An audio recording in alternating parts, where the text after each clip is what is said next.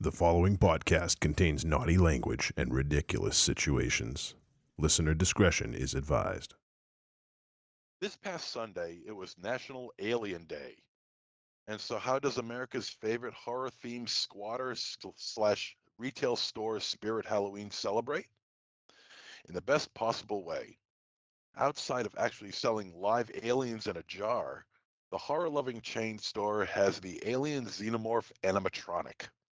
Standing a whopping, acid-oozing 6 foot 8 inches tall, the animatronic presents itself with a fully designed look straight from the original film. Also complete with sound effects like cranking chains and alien screeches, among others. But the real attraction is the movements.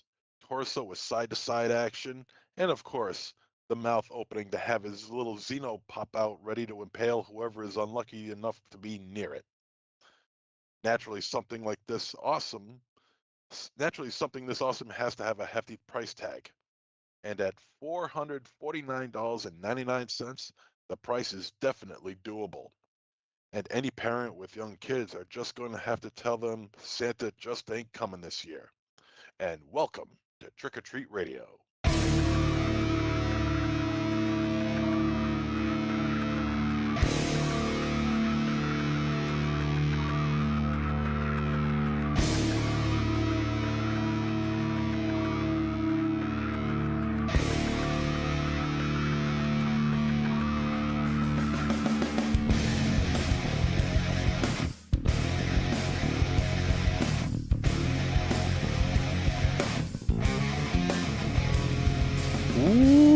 Welcome to the 718th episode of Trick or Treat Radio.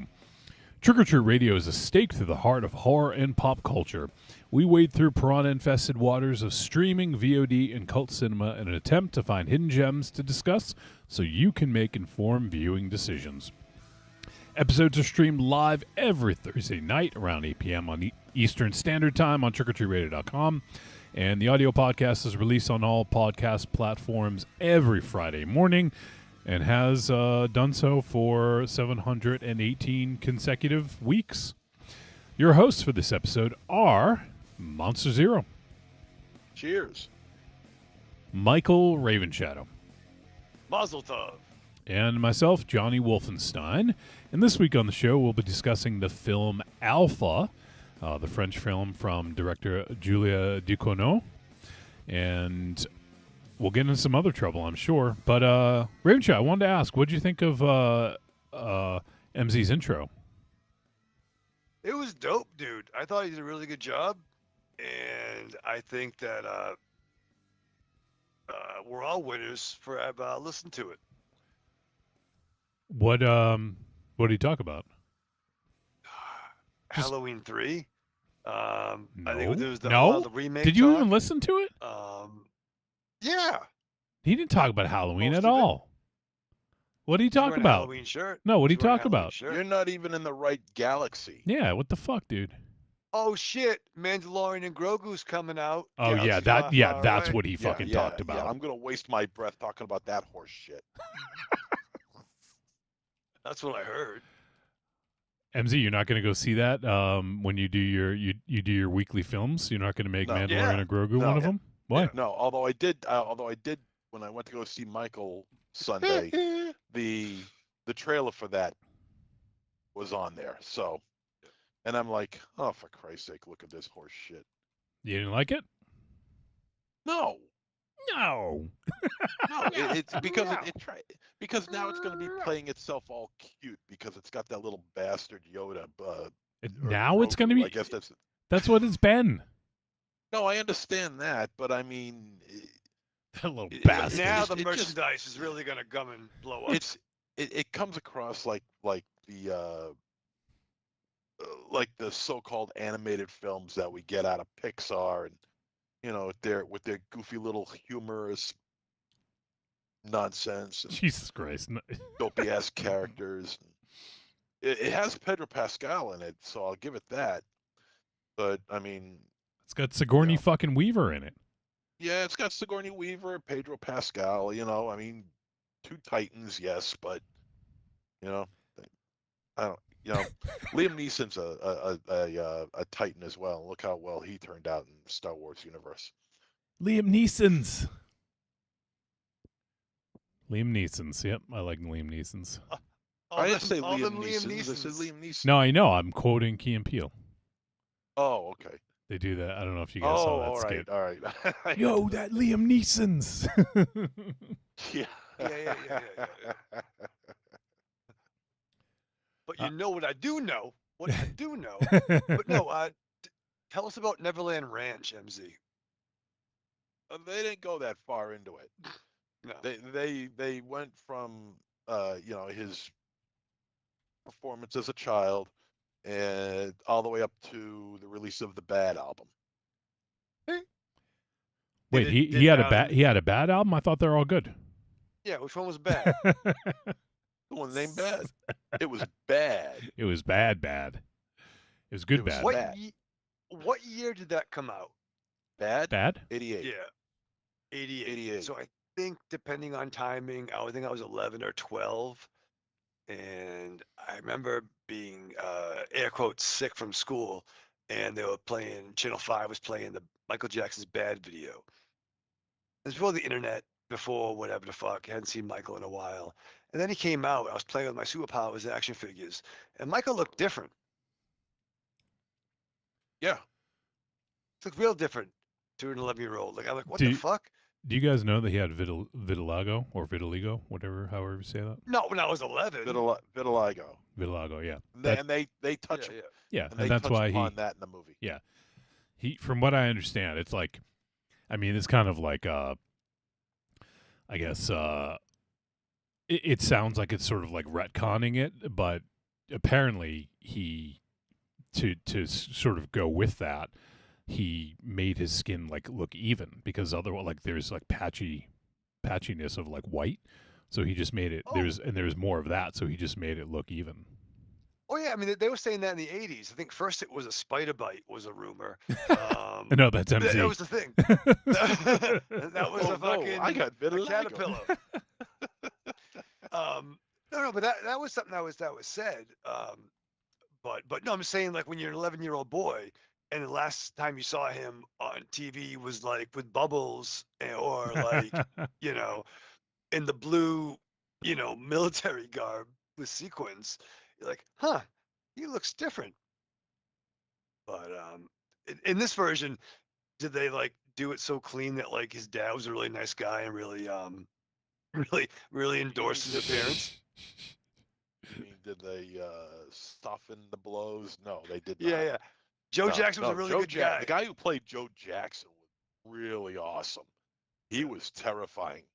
I mean, he was just, because he's kind of like a big guy to begin with.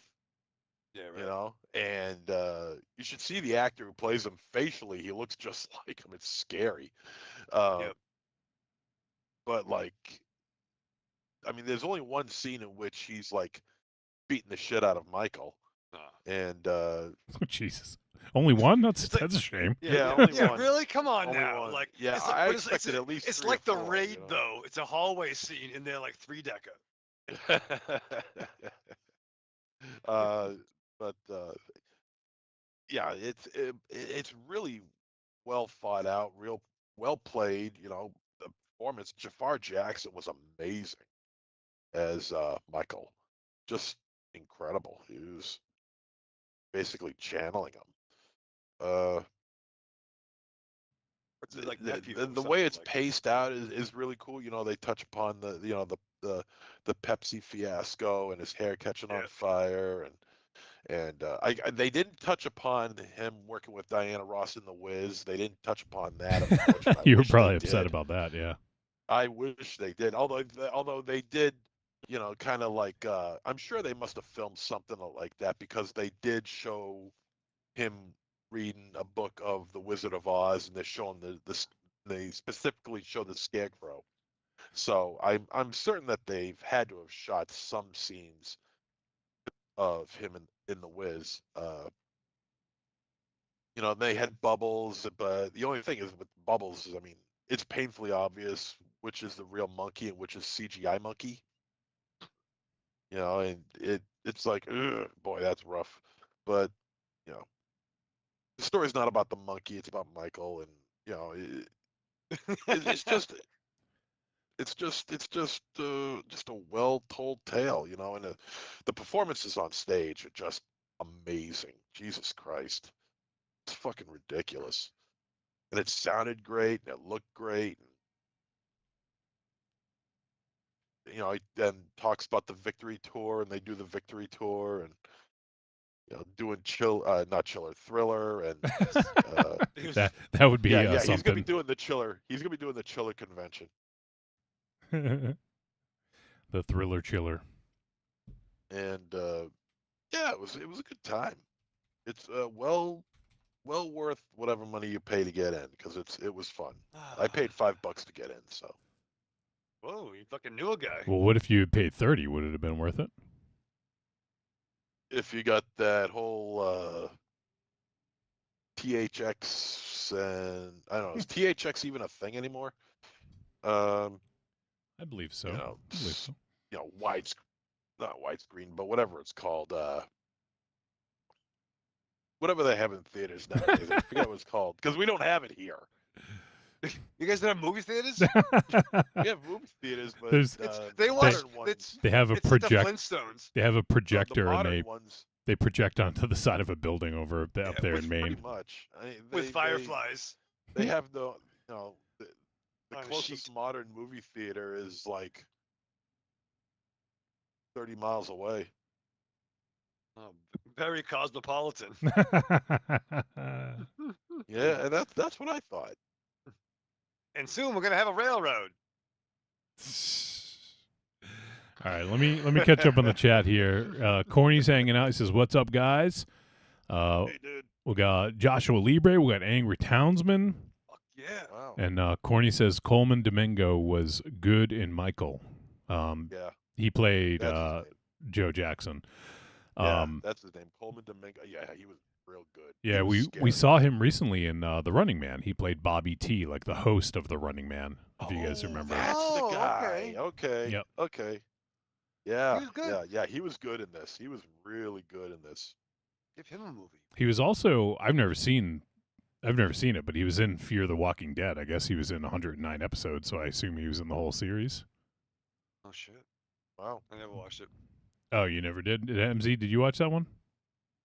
No. No. No, I was I just burnt out from that shit. That's I think he was a just know main it. dude. well, I probably fucked up my commute fucking 3 fucking times in a row when they filmed up here in Worcester, Massachusetts. It looks like he was the only, well, at least looking at the top cast, he was in the most episodes, so looks like he survived for most of it, if not all of it. Oh, Fear the Walking Dead. Okay. Fear that the was Walking the first Dead. spin-off. Yeah, what'd you I'm think sorry. I said? I was thinking the Negan one. Oh. The Um, Walking Dead. No. The Dead City. His own spin-off. His spinoff. Okay. Yeah, no. Yeah, I Jesus never watched Christ, Fear.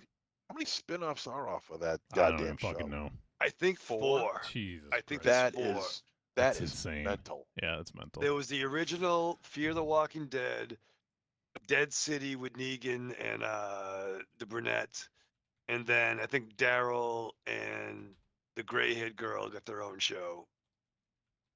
That is mental. Yeah. Jesus Christ, even All in the Family didn't have it that many spin-offs. Jesus No. Christ. And that's a much better show. Yes. Although wow, Happy Days- whoa, look at this. Wolfie's saying that All in the Family is better than The Walking Dead. I didn't Wow. like The Walking Dead. I watched the first 3 seasons, and that was it. Lost me. Yeah, and how many seasons of All in the Family did you watch? Well, not 3, but Yeah, there we go. I've seen some episodes. It's been a while. I don't know much as you guys, but Oh, you love Archie Bunker and you know it. let's see. Some more chat. Joshua Libre says Michael was a great time at the movies. I legit want to see it again in theaters. Music sounded crispy good. Yeah, yeah, I And- agree. Corny says Janet, Randy, and Rebby weren't in the film at all. And Joshua Libre says those spin-offs are coming. Randy Jackson. Yeah, I guess. Now that would be something if Randy Jackson was in it. And then As Latoya.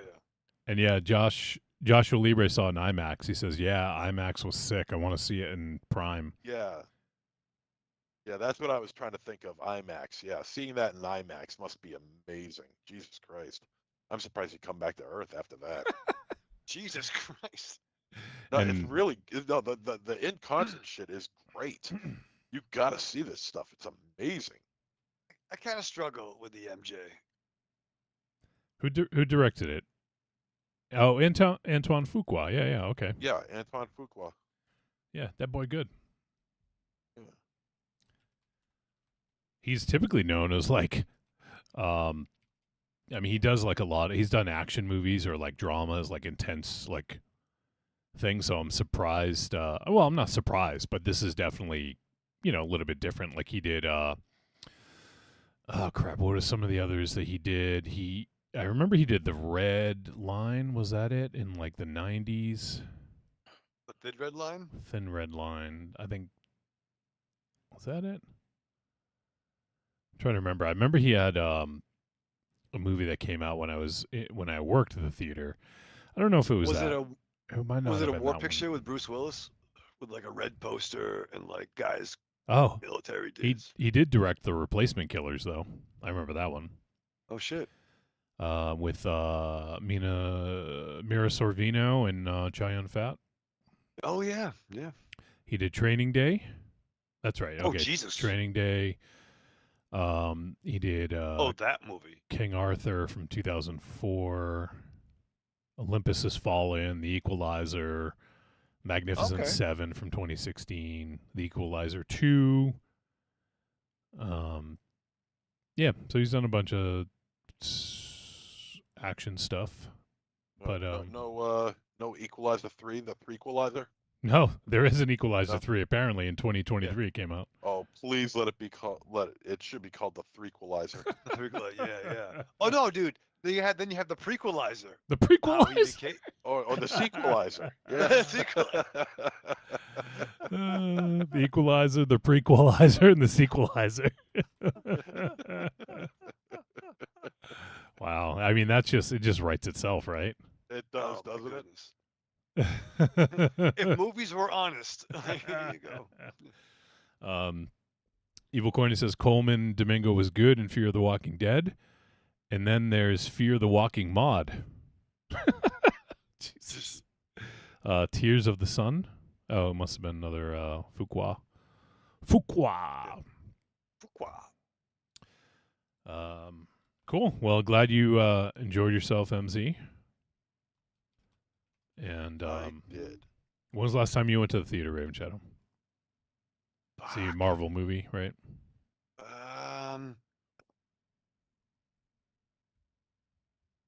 Good talk. I don't remember. You went to go see something with Marion. I remember she brought you to something. Yeah, it might have been Superman. Yeah, Superman would be the last time I saw a Okay. movie with. Yeah, so it was probably we saw it with Tron. Okay. So that had been towards the end of the summer. There you Yeah. go. But so they had the Mandalorian and versus Grogu. Versus. Whatever. And who cares? And the trailer to Masters of the Universe. Oh Nice. fuck yeah! I'm way too excited for that than I should Just be. but to see that trailer on the big screen, Was it holy cool? shit! It was like like that. I was like, whoa, Yeah. holy shit! And speaking of Masters of the Universe, the rumors it looks like are Oh. apparently true that May 1st tomorrow, which it'll be May Day, so happy May Day to Oh, yeah. everybody, Happy and make May sure Day. you watch The Wicker Man because that's what I'll be doing. Mhm. It's a yearly. Hey, you got to watch it. Yeah. That Vinegar Syndrome is releasing the 4K Blu-ray release of Masters of the Universe from 1987. Nice. Canon Films. Yeah, represent.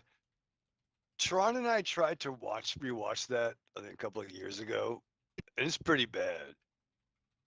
Oh yeah, I mean it's now, not. now Yeah, you're starting Yeah. to wonder why it yeah. why it tanked at the box office. I saw it in theaters, by the way. My mom took me. But it's surprisingly dark, and yeah, it was fucking crazy.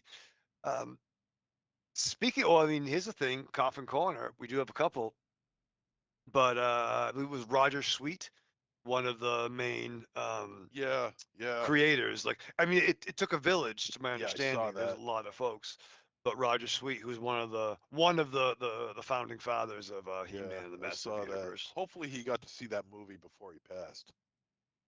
He rewatched it, and that may have That's happened. what killed him. That's what killed him. Jesus. Yeah. I don't know if you're going to mention this one, Raven Shadow, but Jerry Conway. That's huge, man. Yeah. Jerry Conway, comics legend. I mean, I read a lot of his work in back issues, but his work on Justice League, the Avengers, Fantastic Four, and not for nothing, he wrote the death of Gwen Stacy. So if you've seen the Andrew Garfield Spider-Man films, if you've seen whatever the fuck Spider-Man with the whole multiverse stuff, you've seen that imagery in films. Um, again, it takes a village, but he was part of the creation, if not creator, of Punisher, Firestorm, Power Girl, the pre-crisis Jason Todd, I believe. I mean, this guy was a legend. And MZ, he actually wrote some G1 Transformers episodes. Yes, he did. Yes, Uh, he did. do you know those? Yeah, he directed. He wrote a couple of them. Oh, man. It's all right. That's Now put I you on the gotta. spot. But Yeah, you now I knew gotta you knew think. who they were. Yeah, I think one of them is Forever is a Long Time Coming, Yeah, great and title. the other one is he did two of them. Forever is a Long Time Coming, I think, is one of them. I can't remember the other one. But yeah, he wrote two season 3 episodes. Oh, Yeah, he jumped on board after the movie. So okay. So it was the Rodimus Prime, yeah, that era. Okay. I was very sporadic with that season. But also too, Len Straczynski, another comic legend, known for his early JSA work. Um, did a lot of stuff with Tom Lyle, and he also was a big force on Starman. I believe the Will Payton era, and also the Impact Comics when DC acquired the rights to the Archie. You might know him as the Red Circle characters: the Fly, Comet, Black Hood, Jaguar. Mm-hmm. Yeah, it looks So like he created Jesse Quick. just a quick, yep. I wasn't No, familiar with him by name, but I know I've seen his name on books. Just seeing the spelling, it's I think it's Straczewski, Len Straczewski. probably right. I'm probably ruining it with my New England accent. Well, I think you were you thinking of J. Michael Straczynski. J. Michaels. Yeah. And I was like, are they They're the same similar. last Similar. name? Okay. Yeah, slightly different. It's similar though. Okay. So I apologize for that, but no, he was. I dug a lot of his stuff, man. So I know there was some others, but that was the big triumvirate of tragedy this week. His I'm just reading his bio, and it says his Street Fighter II comic for Malibu Comics was canceled after 3 issues by Capcom because of his choice to have Ken Masters murdered in the second issue. So he killed like one of the main fucking characters. That's funny. Wait. How did he even get to print then? I don't know. Maybe Capcom That's- didn't approve it or something. Maybe they didn't have a first right of refusal or something. That's funny. He also, was huge player in the Malibu Ultraverse, under the spin-off company, and he created Prime, which is a pretty dope character. He worked with the late great Norm Brayfogle on that. So rest in power, legends. Thank you for making my childhood better. Yep. Corny says Alabama's Courtney Cox was in the first Masters of the Universe. She was. Yes, she was. Courtney Cox. That's not her name. Isn't that You what know you her said? fucking name. I know her name. Coxix. Jesus. All right, MZ. Cox. How about you regale us with some this day in horror history? I think it's about time. And it's Cox. Yes. Thank you. Cox. Multiple. X. Say it. Multiples. Cox. It's Cox. Cox. I want to hear Cox. Cox come out of your Why mouth. do you have a lisp all of a sudden? Yeah. Just an inflection. Cox. Cox. You can't say it without a lisp? Cox. It's an affliction, apparently. Yeah. Cox. Cox. All right. Was it Cocktober already? It's cold in here. All right. Well, hey, you know what? Oh shit! Well, hold on, we're gonna have to do Cockstober. And we'll do the films of Courtney Cox. Yes, yes. All right, go ahead, And MZ. you did the Bruce Springsteen video. All right. So this day in horror history, what movies were released on this day, April 30th? It is April 30th, isn't it? So, what Indeed. films, what horror films were released on this day in horror history? In 1943, 2 films were released. I Walked with a Zombie, good film, Val Lewton picture, check it out. And Sherlock Holmes in Washington, That's not very. 1943. That's not very exciting. No, it's not. Well, it's Sherlock he on- Holmes, and it's Sherlock Holmes, and as a matter of fact, I've been watching a couple of Sherlock Holmes films from the 1940s, past couple of months. Look at And you. yeah, well, Sherlock Holmes' cult- mystery, man. Cultured motherfucker over here. Look at this. Yeah, He's playing yeah, catch up. Sherlock Yeah. Holmes in the Yeah, vineyard. don't fuck around. Sherlock Holmes 1972. at the winery. 1972, Vampire Circus. Good film. Check that out. It's really good. It even has a then unknown, relatively unknown, I should say, Crispin Glover. Darth Vader. Darth Vader. Oh, David Prowse. Yep, David Nice. Prowse. He's the So it strong must be man. a British film, right? It is. Yeah. It is. 1990, Begotten. I never saw You that ever one. seen Begotten? Nope. That is a mind fuck of a flick. Let me tell you. Elias Marriage, who did Shadow of the Vampire, Oh yeah. and hasn't been heard from since, for whatever reason. But Begotten, 1990, good flick, a strange black and white flick, very bizarre. You might find it on YouTube. I don't know. That's where I saw it. Let's see. 1996, Zarkor the Invader. 1999, Idle Hands. Oh I yeah. still haven't seen Idle Hands. Really? That's fun. I Yeah. saw it in the theater I have back in no the day. interest in it. Yeah, that's fun. I'd recommend it. There's been rumors that's going to get remade, but I don't think it's happened yet. Yeah. Well, what is it being remade nowadays? You know. True. 2004, The Godsend. 2005, Man Thing. 2010, the remake of A Nightmare on Elm Street. Haha. That's a sour movie. And 2021, The Resort. Now, let's move on to bloody birthdays. Interesting list we got here. 1988. Happy birthday to Anna de Armas. Appears in Annabelle, Faraday, Knives Out, Knock Knock. No. Blind Alley. No. I PTSD. cleaned your clothes. What was it? What did he say about pizza? I gave you pizza. I washed your clothes. You suck my dick. That was the low point of his career.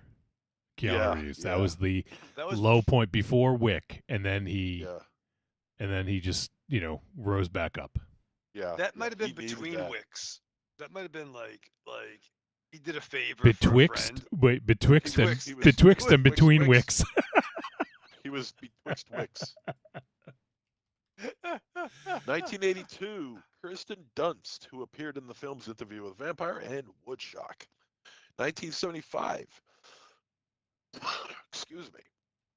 1975, Johnny Galecki, who appeared in I Know What You Did Last Summer, Rings, and A Family Torn Apart. He's also in Roseanne as well as The Big Bang Theory, Wait, what year? 1975. Oh yeah, okay, yeah. And yeah, he was also known. He was Rusty in Christmas Vacation. Oh yeah, it's true. 3. He's the third Rusty. the shitty Rusty. He was a shitty Rusty. Oh, also in Suicide Kings. That was dope. 1973, Robin Griggs, actress in Minds of Terror, Zombiegeddon, Dead Clowns, Final Curtain, Slashers Gone Wild, The Absence of Light, Demon Divas, and The Lanes of Damnation, and Hell Week. But she's also in Empire Records. Oh, okay. Good movie. 1948, Perry King. He Yeah. was in Bad, The Clairvoyant, Bad, The Clairvoyant, The Possession of Joel Delaney, good movie, Delusional, and Deadly Visitor. 1940, oh boy, Burt Young. Oh yeah. Yeah, yeah. Great Burt Young. Mickey, hey, Paulie, come on. Burt Young appeared in Amityville 2, The Possession, Yeah, he The did. Amityville Murders, and Carnival of Blood. You'd never guess it was him in Carnival of Blood. Also an established painter in his own right. Yeah, yeah. He was like, when he did Rocky back in 76, he was like, I mean, he was 36 then when he did that movie. No. Looks like he's in like his hell. 50s. No. he He was Shit. Wilfred Brimley before Wilfred Brimley. Yeah. Holy shit. It's been a while. I just noted it's been a while since MZ mentioned Amityville, and we got 2 in there.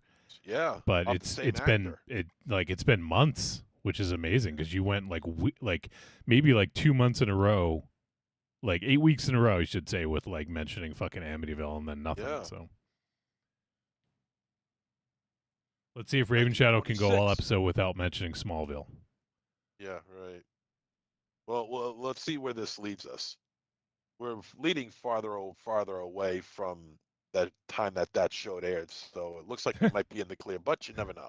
1926, the legendary Cloris Leachman, Oh yeah. who starred in Young Jesus. Frankenstein, appeared in Scary Movie 4, Lake Placid 2, My Boyfriend's Back, Scout's Guide to the Zombie Apocalypse, Fade to Black, The Demon Murder Case, and Dying Room Only. Jesus Christ. She's in a lot of horror, huh? I didn't realize. Yeah, son of a bitch. Jeez, who knew? 1926. Yeah, 1926. Happy 100th birthday to Cloris Leachman. Is she still with us? I don't know, Oh, MZ. geez. Is she still with us? I don't No, think so. no. Loris, pick no. up. All right. She died Oh, maybe 4 years ago. 2021. Yeah, 2021. Yeah, so not that long ago, because she was in that show we started watching, Racing Hope. Racing Hope?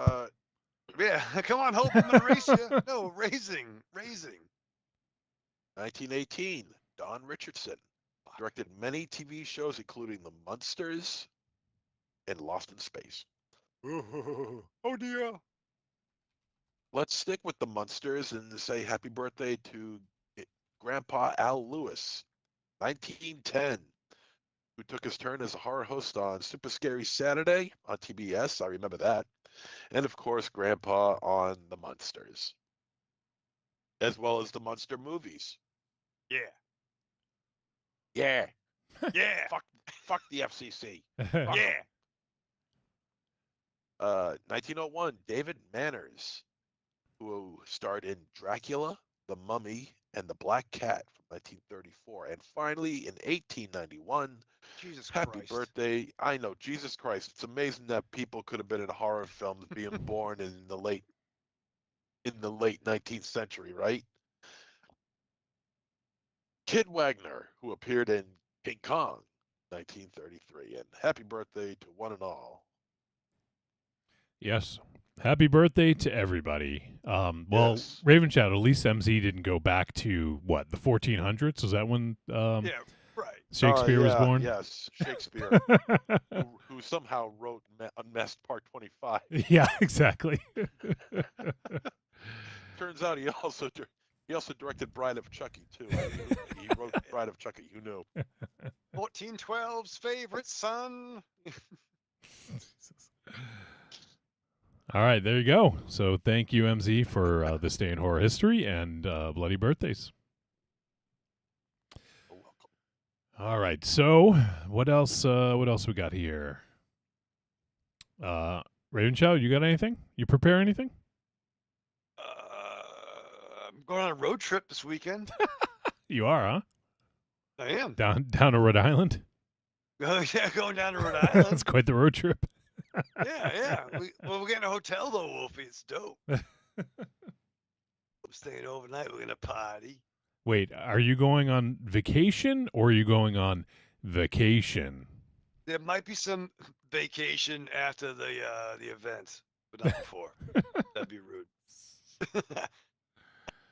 It's dope. We get a hotel 11 minutes from both venues. It's gonna be exciting. Both Yeah. venues. Both venues. It's like smack dab in the middle. Smack down in the middle. Jesus. All right, so there you have it. Raven Shadows probably have some stories next week. Mm-hmm. As long as you don't call from vacation on the railroad again. That was awesome. Mary and I were talking about that. That was Ollie's first appearance. Yeah. It was. Let's see. Trying to think if there's anything else I wanted to bring up here before we dive in. You guys got anything else? Oh, I wanted to ask you. Did you say you were going to go see Mortal Kombat 2 this weekend, MZ? Yeah. It doesn't come out till next week. Oh, but I'm not seeing Mortal Kombat. I literally just saw an Something else. ad that said tickets available. It comes out March 8th or May 8th. I'm sorry, okay. May 8th. All right. Well, then I'm gonna have to Pick something have a else. discussion. I'm just good. unless call a meeting. unless Maine gets it a week early or something. Oh yeah, well Maine's a big hut. It's like there's Con and Well- there's bumfuck Maine.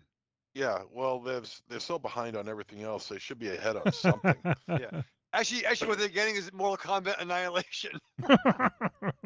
Yes, they probably are. That is Mortal Kombat 2, technically, right? Yeah, boy. Wow, it's 1997 all over again.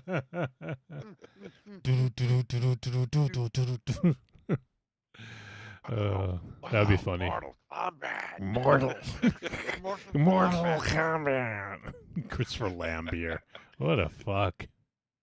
I mean, he's awesome, but like, Jesus You got some Christ. balls, Christopher Lambert. Yeah. He's appearing at a con. Oh, yeah, it's a con, all right. Mortal Kombat. Mortal Kombat. Mortal Kombat.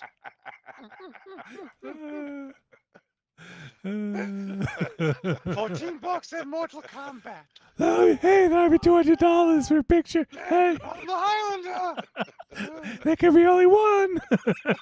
Hey, only 100.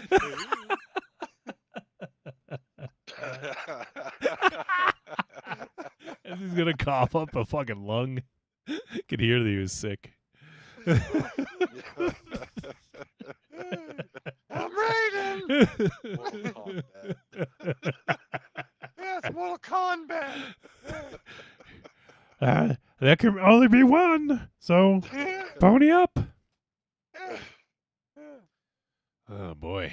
So yeah, no, it's you have to like there can only be one high bidder. So he takes like the highest bidder. So if you want to get a picture, you got to pay more than the person before you. Yeah.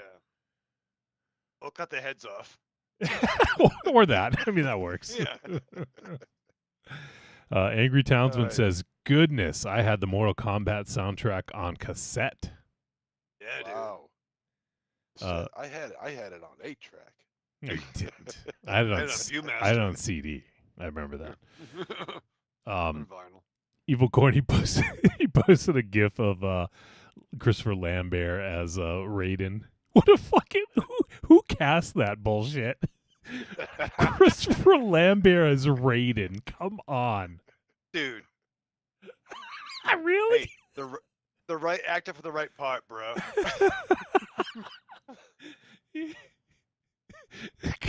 Jesus Christ. Yeah. So They I should mean, have used his voice for that whole Mortal Kombat. They should have Mortal Kombat. Mortal Kombat. Where is that remix? We fucking know people. Holy shit.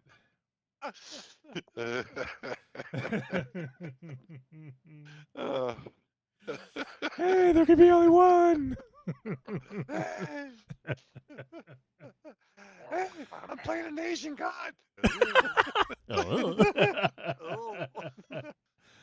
I'm playing Asia God of Lightning. Yeah.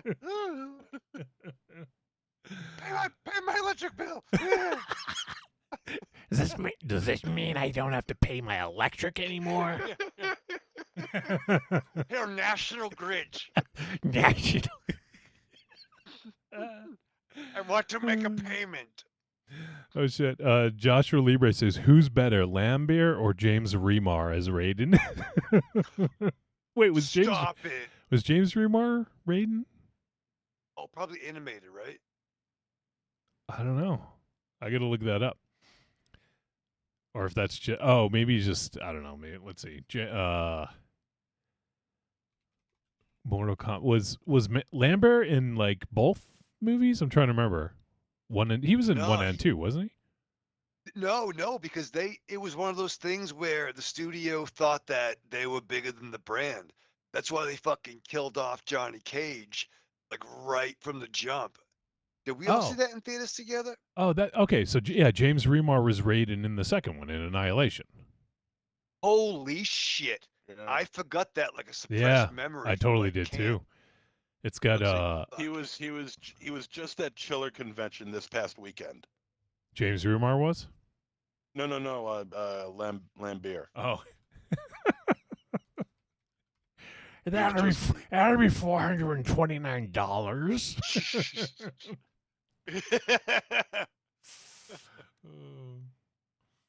Tap or insert. Tap or insert. That's what, they're like. Someone's like, Christopher Lambert, you're my favorite actor. Tap or insert when you're ready. It says Mortal Kombat. yeah. Then we can discuss Mortal Kombat. Evil Corny And the says clock is ticking. The Mortal Contract. Mortal Yeah. Kombat. Yes. You just signed a mortal contract. Evil Corny says, hell, Lambert was supposed to be Scottish in Highlander. That's right. He was. What Yeah, the fuck? Also, Sean Connery was Scottish and was Spanish. Yeah. He wasn't he like fucking Gaston? What was his name? Like fucking like He was- Enrique or something? You know what? Yeah, Yeah. He was the man now, dog. I totally blocked out. I saw Mortal Kombat Annihilation, and I must have totally blacked out or something because Yeah. James Remar is Raiden, Wow. Sandra Hess as Sonya Blade. They recast that as They well. recast everybody. Talisa Soto as Katana. Oh well. The first Vampirella. Yeah, Brian fucking Thompson as Shao Kahn. I love Brian Thompson though. Which once again, really? Like get Kevin Nash. Fuck it. You know. Let me see. I got to look at the original Mortal Kombat now and see what the casting was. It's been so long since I've seen these. But I remember seeing a thing where like a lot of the Johnny Cage character, he improv'd himself. And he became the fan favorite. And even Sonya Blade, she was in Happy Gilmore. Yeah, No, Billy Madison. Billy Madison. Yeah, Bridget Wilson. Yeah. Yeah. The guy that played Kano was cool. Let me see who that was. Trevor Goddard played Kano. Yeah, he jobbed out though. We still had Robin Shu played Liu Kang, so same actor. Cary Hiroyuki Tagawa played Shang Tsung. That guy's awesome. He's great. Yeah. Chris Casamassa played Scorpion because of course he did. Francois Petit played Sub-Zero.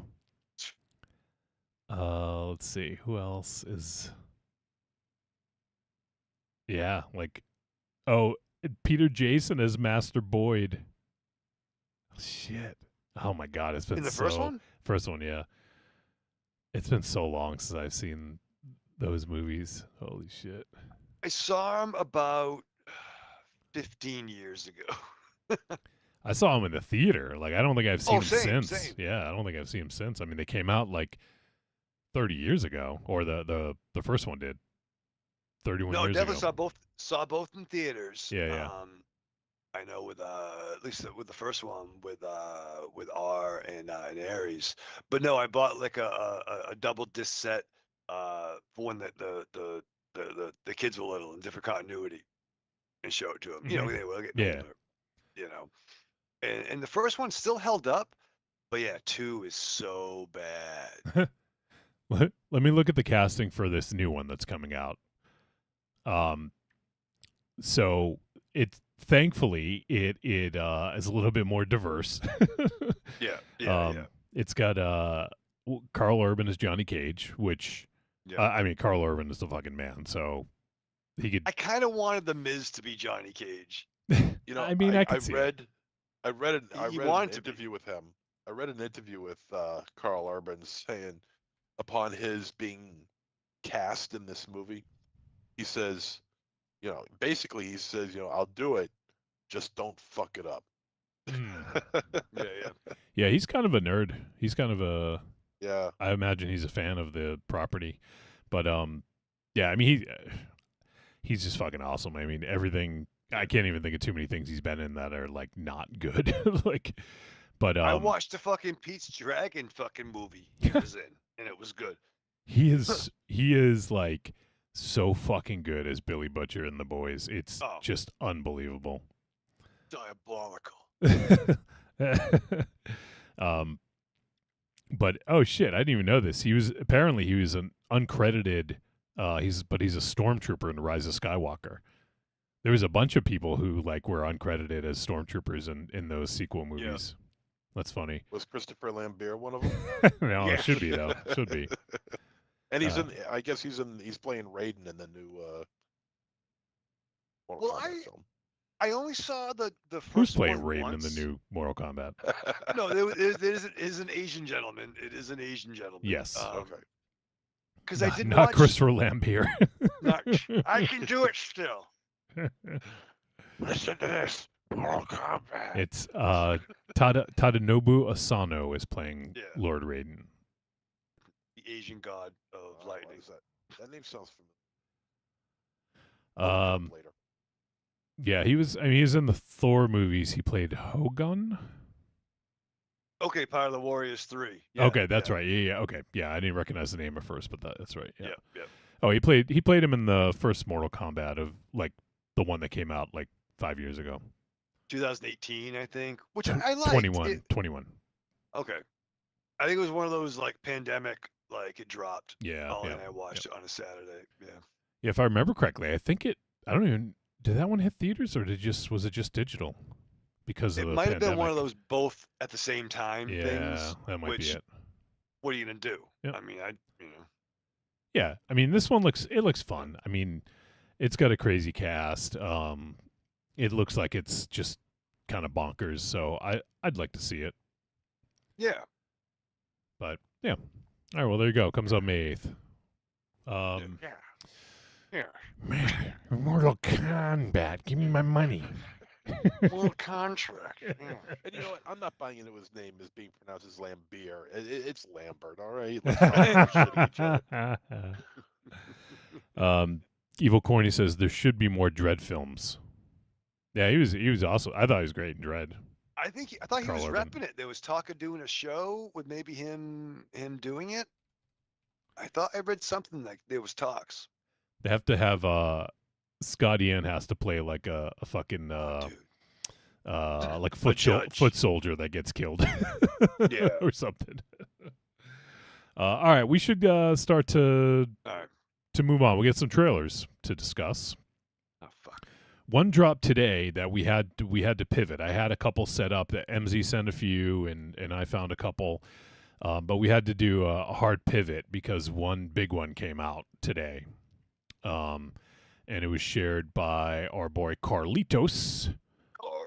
So we had to do a pivot. Let me just let me pull up the trailer.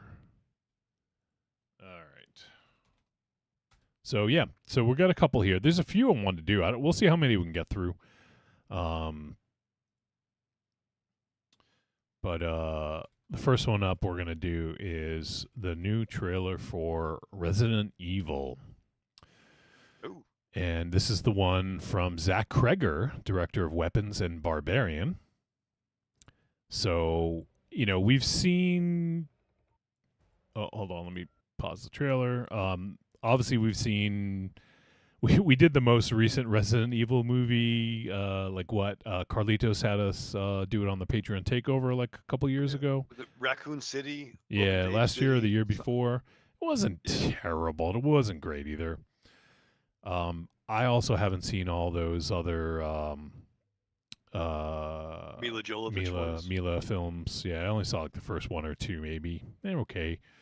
But when I hear Zach Kreger is going to tackle Resident Evil, you know, things perk up a little bit. Yeah, ears went. What? Yeah, yeah. The poster looks really cool. Yeah, it does. You know what I mean? All right, let me share it with you guys first. Oh, thank you. Okay, you guys see that? Yes. You got it? Okay. All right. Now, let's take a look at the Resident Evil trailer. We'll do a coming attraction reaction. Let's give it a go, and let's check out Zach Kreger's Resident Evil.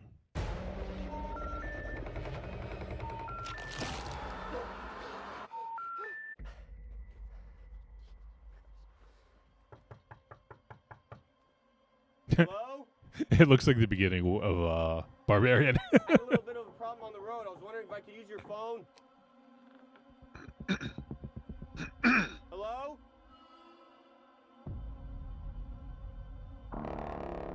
Shit. We're sorry. Wow. Okay.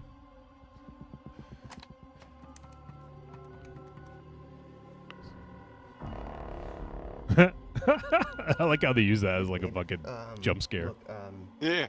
I'm really sorry that we got disconnected earlier, but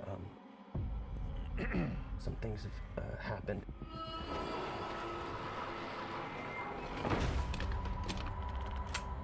I'm in like a seriously messed up situation right now. Whoa. And it looks like there's a chance that we might not get to talk to each other again. Wow. Oh shit. Oh, shh. Okay, yep.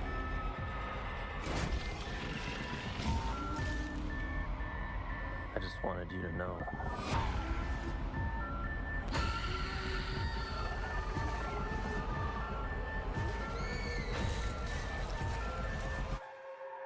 I love you.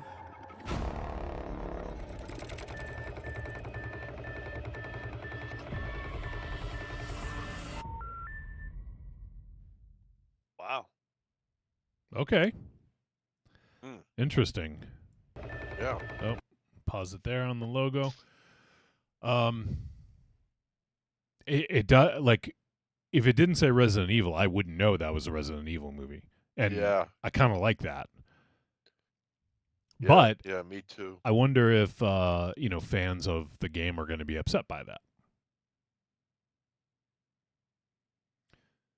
Well, you're a Yeah. gamer. What do you think that's how they're going to take it? I mean, I could see some people saying, "Well, what's Resident Evil about it?" But you also have to keep in mind Zach Kreger and what he does, and he doesn't divulge anything from his movies and trailers.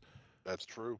So, I think he's just giving you a bit of a sort of like a tone for what you can expect. But I mean, that was like surprisingly, emotional. The person on the phone, like, if I don't get to see you again, I love you. That I think gives a good hook to get you into it. Like, okay, well, something's really going on here. Something's messed up, and there is definitely some imagery of stuff from Resident Evil, but very subtle. Yeah. It just has a And creepy feel to it overall. I think just as a trailer on its own, it's great. well, I mean, yeah. looking at Zach Krager's, his films here, Barbarian and Weapons, is that basically you get two different kind of films in each film. Right. You got that in Barbarian, you got that in Weapons. Uh, well, maybe not so much in Weapons, but in Barbarian, you certainly did. And maybe that's what he's going for here as well. Maybe he's just separating the two and just showing the parts that may be on one side where it isn't so Resident Evil-y to the point where it's starting to transition Yep. to become Resident Evil. I do like the fact that if you didn't know this was a Resident Evil film, you'd never know it just looking Right. at this. Right. But Krager hasn't let me down yet, so we'll see. Yeah. How about you, Raven Shadow? No, I mean I agree. Like take this logo away. I'm fucking locked in on this. You know what I mean? Like what the fuck is going on? And I remember the first Resident Evil game on PlayStation 1, Oh yeah. however many fucking years ago. Yeah. It's But fucking I'm great. not. And then there was some fucking scary shit. Like that was the first time I was really scared by a video game sequences. Mhm. Yeah, And yeah.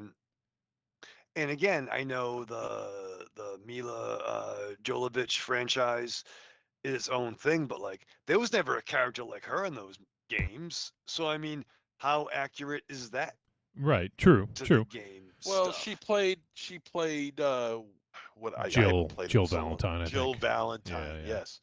And Jill Valentine was a character in the movie. Right. I Okay, so guess in the what they could have, or in the game rather, but I guess what they were trying to do was just trying to do like an Ellen Ripley sort of thing, whereas Sure. instead of why should the man be the savior in these films? Why can't the woman? So they used Jill Valentine to push that idea. But I didn't know it was necessarily even about a main character. Like it wasn't like it was like Tomb Raider. Like put Lara Croft in. She's more like a Lara Croft character. I always thought. In the game, I don't know if she does high dives and. But no, but I guess what I mean by that, I'm not saying that correctly. Like it seemed like the franchise more became. I didn't know. Sorry. I didn't know if in subsequent games that character ever appeared again. I always thought they were like cops or stuff. Maybe I don't know enough about them. Yeah, About the lore. yeah. Well, they were part of the Stars team. That's right, in Raccoon City and shit like Yep, that. yep. Based Okay. on Umbrella Corporate. Umbrella Corporation. Yep. But I'm eager to see what this is all about, especially if it's Zach Krager. All the other films that the Mila Jovovich films, I can't. I watched the first one and I'm like, I can't do this. I got some pride. But do you think this could just be like, hey, we're going to give you? It's almost like Wolfie, like giving Alan Moore Swamp Thing.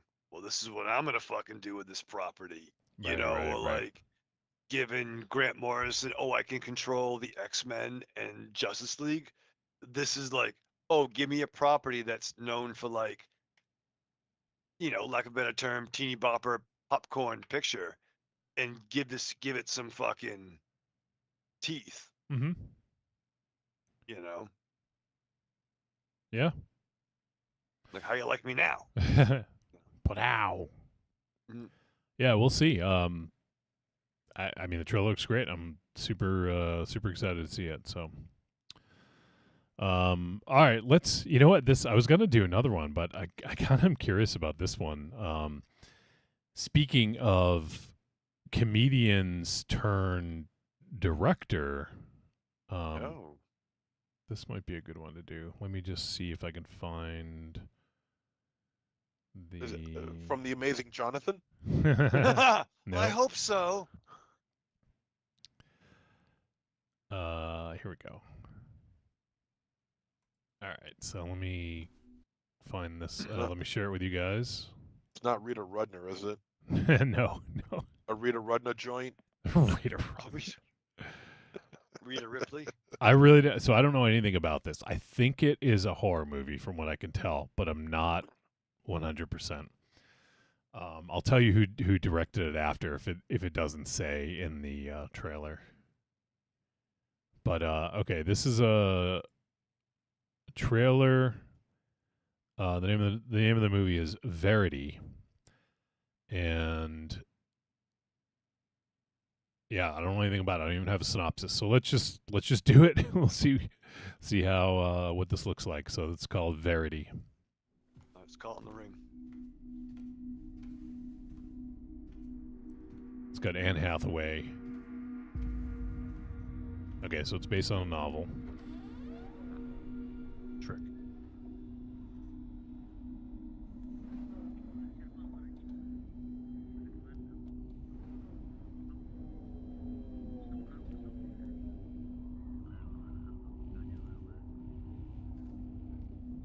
Also, Dakota Johnson's in it. Josh Hartnett. Little straddling. Easy.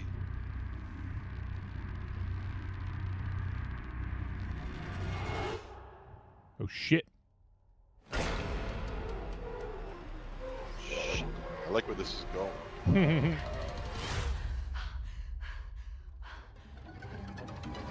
See a chameleon?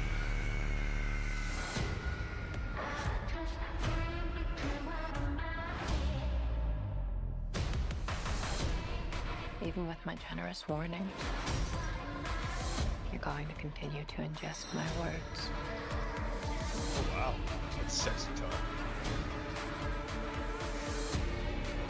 But know one thing. There is no light where we're going.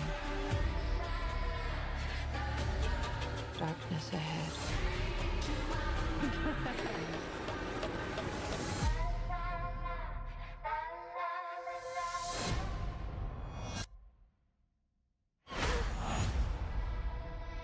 Oh, Michael Showalter. Yeah. What? What the hell? Michael Showalter? That's why when I saw that, I was like, we gotta fucking do this. Do you know who that is, Raven Shadow? No, Oh no. my Who's that? God. What? Yeah. So he's been in, I don't even like so many different comedy like skit type shows. But I'm trying to think of was he You got a picture? so he's in Wet Hot American Summer. Oh, is he on Reno 911?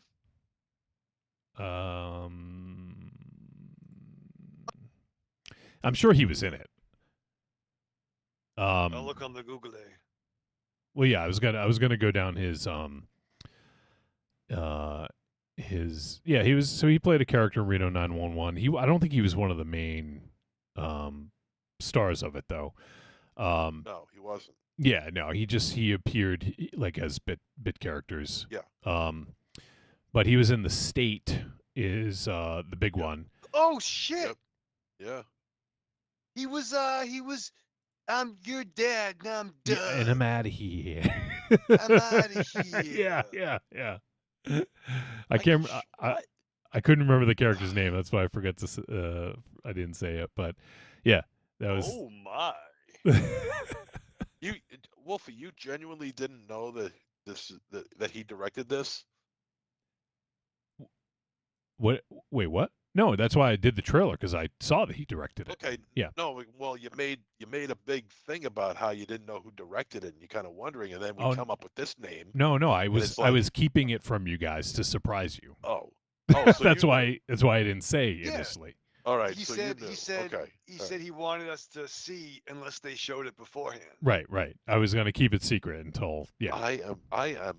My jaw has hit the floor. What is this about? Sylvia Balls. Yeah. Well. Wow, what a fucking he's a dark fucking guy. Wait, here's classic Showalter. Forget it, I'm out of here. Forget it, I'm out of here. Forget it, I'm out of here. Just do whatever, Dad. I'm out of here.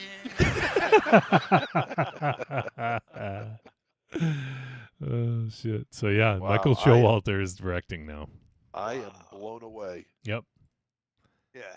And for you young kids out there, this was really funny in the early 90s. He's directed a lot. I had no idea. Really? He's Yeah. great. He's fucking fantastic. Let's see. He's so good. I'm trying to think of if I know any of these movies. I don't know. He directed The Lovebirds from 2020. What was that one? Oh, that was Kumail Nanjiani. It was a Netflix movie with him. Okay, so yeah, he's done some. He did The Eyes of Tammy Faye. Like Tammy Faye Baker? Yeah, yeah. He's directed more than I thought. So, all right, that's cool. Not Mortal Kombat. Joshua Libre says these feel like a 90s sexy thriller. I'm in. Yeah. Oh yeah, and Evil Corny said Michael Showalter. Is Michael and Michael Have Problems was a show he and Michael Ian Black had a show together. I do love Michael Ian Black too. Little Johnny Blue Jeans. Yeah. Johnny All right. Cakes. So there you go, a little Michael Showalter for you. That's great. So yeah, apparently he's been directing. I didn't realize he did so much, but yeah, he's got this thriller coming out called Verity. So good for him. Oh. Let's just do one more. There's a couple I wanted to do, but It was another video game one I didn't click on. Let's do that one. another video game one you didn't click on. Wasn't there one called that rhymes with Mitfall? Oh shit, yeah. I got another one queued up though, so we'll have to wait Okay, on that that's one. fine. That's fair. This is one that we might do on the show. So let me share it with you guys, and then we'll watch it. We'll do a quick one here, and then we'll wrap it up. So this is a upcoming IFC picture called Saccharin. So let's check this one out.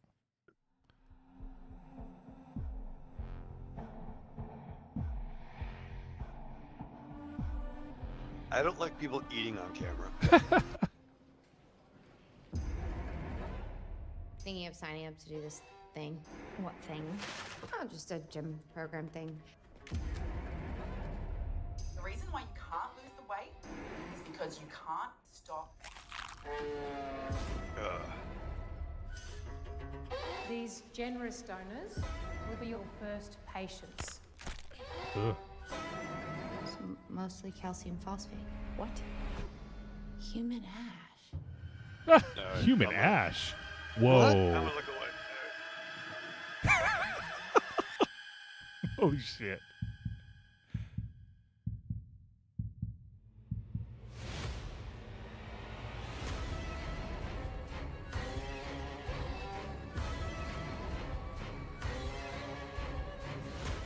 Hannah, please tell me you aren't actually taking those diet pills. Whatever shortcut you think you found, it is a bad path. You look sick. Is this what you wanted? You're so skinny. Are you okay?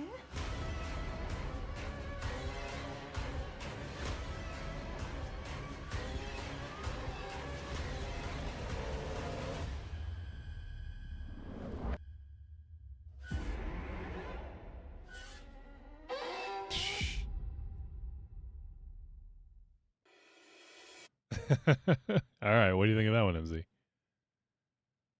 Okay, well, I sense a body horror Yeah. theme coming Yeah. out of this. Yeah, we'll have to wait and see. The diet pill is human ashes. Yeah, Jesus Christ. It's kind of cannibalism, right? Kind of. yeah, Yeah, it's almost on the idea of uh, in a sense, kind of like the movie Dumplings in a way. Oh yeah, that movie's awesome. Yeah, with oh shit, what's her fucking name? Don't matter. Anyway, yeah, it's kind of like on the idea of Dumplings from the Three Extremes DVD. Um, yeah, I mean Biling? this Is that the actress? Biling, Yeah, yes, yes, we're all bilingual, and yes, yeah, I well, I mean, the only drawback that I see right now is that because I hear British accents, we're going to have to deal with a lot of Oh kilograms. no, it wasn't. So we're It going to have wasn't British. It was Australian. or Australian, but we're still, regardless, we're still going to have to deal with kilograms. So rather than Deal with pounds. kilograms. Spoken like a true American. Yes. If I have to hear and deal with one more kilogram, I'm out of here. I'm out of here. I'm out of here. Oh, Raven Shadow, you could deal with one more kilogram, I think. Yeah, boy. Yeah. Yeah. Hey. Yeah, it's Australian MZ. From Melbourne. And it's directed by Natalie Erica James, and we did a film of hers prior. It was Relic from 2020, and that was the one. I think it was the one with like 3 different generations of women. Yeah, daughter, mother, and grandmother are haunted by a manifestation of dementia that consumes their family's home. Yeah. Oh yeah. Yep. I remember that one. Yeah, that was good. Yeah, that landed in my top 13. I remember. So. Yep, that one was good. It was good. So yeah, looking forward to that one. I think that's one that we will more than likely do on the show. I don't know if we'll definitely do Resident Evil. I don't know if we'll do Verity, but there you go. All right, so that is it for our coming attraction reaction. And what's going on with your? Oh, okay, never mind. Raven Child, your camera was like weird for a sec, but it fixed. So I think it was something on my end. All right. We got to wrap this up because we got a film to talk about. So if you guys want to support the show, you can head on over to Patreon, patreon.com/trickortreatradio. That's the best way to support. You can join for as little as $2 a month, and it goes up from there. If you want to get in the highest tier, you can go ahead and do that, and you can get your very own Patreon takeover if you so want. And what you can do is pick 2 films for us to discuss on the show. And you're also invited to come on and be a guest co-host if you would like to. So give that a look. Consider supporting on Patreon, and we release a Patreon exclusive episode every month, and can only hear it on Patreon. And also, if you're a little on the fence, you're not sure if you want to support yet, you can join for free. Just head on over to that same page, patreon.com/trickortreatradio, and you can just follow us for free. And then kind of keep tabs on us, see what's going on, and you might occasionally get some offers for reduced rate on subscription and stuff like that. So give it a look. And the other ways you can support on trickortreatradio.com, you can scroll down on the main page, look for the Amazon logo. Just click that. It's going to bring you to Amazon. It inputs our affiliate link, and then everything you purchase in that session gets attributed to us. Doesn't cost any extra. But, give us a little bit of support. And finally, on trickortreatradio.com, we have the greatest hits of Trick or Treat Radio, volumes 1 through 3, and it's a sampler of the early years of the show. So if you have not been listening for the entire 13, almost 14, oh my God, really? Holy wow. Almost 14 years. Jesus Christ. Yeah, we don't blame you, first of all. And then second of all, if you don't want to go back and listen to all that shit, just check out the greatest hits. All right. Raven Shadow, why don't you take us to break? All right. This is going to be fast and furious, too, because I'm going to shoot right now. I finished this movie literally 10 minutes before we started recording. No shit. And no shit. That explains why you were half an hour late. I was not a half an hour late. I'm always on time for me. For me. For me, baby. No, but like I started watching last night, a little bit fucking confused. Picked it up, hour and a half, and I had to fucking look at the fucking. I did some research. I had to do my own research, Wolfie. I'll be honest with you, because I was fucking confused. I was Tom confused at the end of this fucking shit, and I didn't even have time. Boy, I started to film, and after I watched it, I didn't even have time to strap on. What? That really? I mean, I was. Let's talk about it. All right, we'll be right back. Strap on.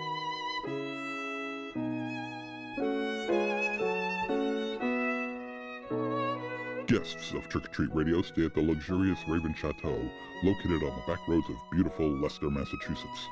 Enjoy the wonderfully half-manicured lawn as well as roomy parking in the street. Enjoy fine dining in our antique home-style kitchen with all the Uncrustables and Rolling Rock you can consume, breakfast, lunch, and supper.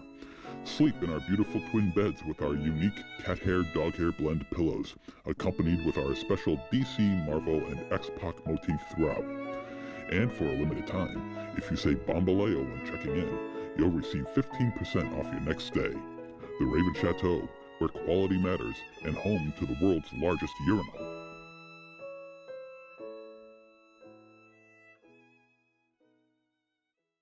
Hey, you matzo heads. This is Larry Fine, and you're listening to Trick or Treat Radio. See ya! Help me! Somebody help me! Torpedo! Keep cool! Use your head, don't lose it! Open and close your legs like a scissor. Keep up a steady rhythm. Now cup your hands downward and move them in a figure 8 motion. I'm treading water! You got it! Never play around water alone. Now I know. And knowing is half the battle. G.I. Joe!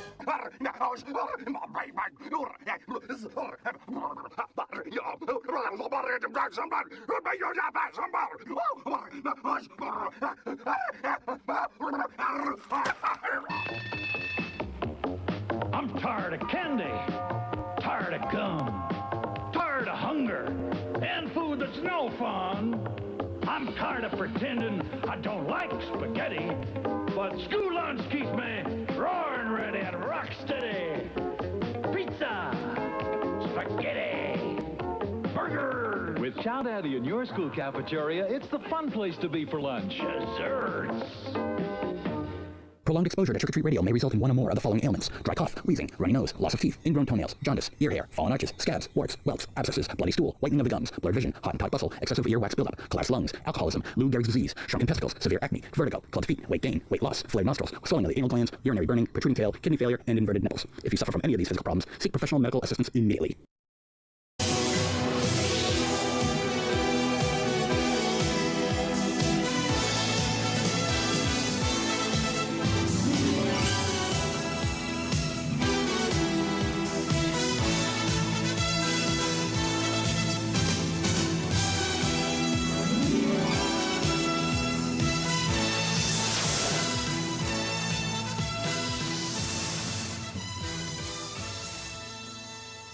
And we have returned on Trick or Treat Radio. Oh, look at that.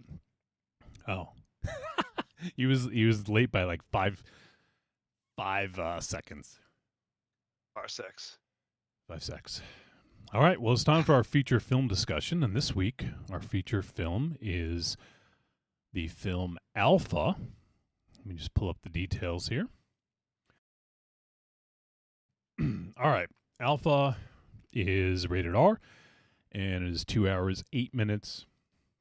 It is written and directed by Julia Ducournau, and it stars Tahar Rahim. This is a difficult one for me. Golshifta Farahani. Golshifta. I'm sure it's not pronounced that way, but... And Melissa Boros as Alpha. And I'll stop there. That's like the main cast. The synopsis for this one: Alpha, a troubled 13-year-old, lives with her single mom. their world collapses the day she returns from school with a tattoo on her arm. And this is the the subgenres. It's a body horror, psychological drama, horror. It says medical drama too, but that's kind of silly. And so just to talk real quick about the director, Julia Ducournau. Previously, we've done 2 of her films. She did the film Raw back in 2016, and she also did Titan from 2021, which we did back then. I remember we had Rachel from the Zombie Girls on for that one. Yep. That was a fun discussion. Awesome. And so Julia Ducournau is definitely a very interesting filmmaker. She has some I don't even know how to very kind of abstract concepts wrapped around some, I would say, some kind of except for Teton, I wouldn't say that anything about that film was mundane, but around some sort of mundane drama, but there's typically something a lot deeper going on, and this one I think is no different. Let's see. Yeah, so she only has those 3 films. Yeah, so Raw, Teton, and then this, Alpha. And she's also she did a couple episodes of that TV show Servant, the streaming show from M. Night. Yeah. Mary and I watched that. Mary watched all of it, but I've watched a huge chunk myself. Okay. She did episodes, the first 2 episodes of season 2 she did. Doll and Spaceman. Okay, yeah, they were great. I saw those. Okay, cool. There you go. So yeah, Julia Ducournau did those, and this is her latest film. So let's talk about Alpha. MZ, do you want to kick us off and give us your first impression? I think you're muted. Yeah. Okay. What's her name? Ducournau? Is that how you pronounce it? Yeah. Julia Ducournau. Okay. Well, when we reviewed Raw, I liked Raw. It's somewhat not so subtle take on cannibalism. Yeah. And I thought it was quite good. Quite good for a freshman effort. That was 10 years ago. Then she hit us up with Titan, and I didn't really care for that at all. Everyone seemed to love it. I guess I'm the only one. I had no idea about this film until we did the trailer reaction several weeks ago. Yeah. And we're like, okay, this may be something to take a look at. And so we took a look at it, and I gotta say that Mr. Ducournau, you should be going forwards, not backwards. There is several issues with this film that just it just doesn't hit me the right way. I mean, and it's not like Titan, but at the same time it is in certain areas. But I think 3 films in, you should be doing better and not doing worse. Because I think Raw is her best film. That was great. There's a lot of metaphors in this film. It's this. I mean, I'm not looking for for me to be spoon fed every single scene about what it means and all this other stuff. I don't mind a challenge. I don't mind you thinking of ways that something could have happened or didn't happen but she is so with this film she's just so fragmented because of time jumps and just crazy moments that happen in this film and the metaphors. there's something about it that I am just not connecting with. It's to me, I just don't find it to be a very good film. It's well shot.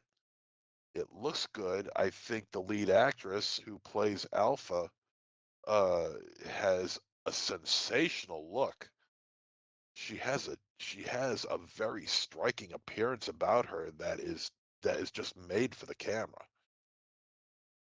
Um, I can't picture her, doing something like working in a mailroom or creating video games for a living. It just doesn't.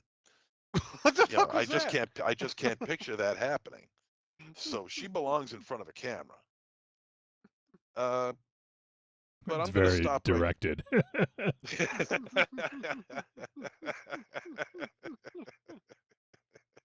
Yeah, I can't picture her working in a warehouse either. So No.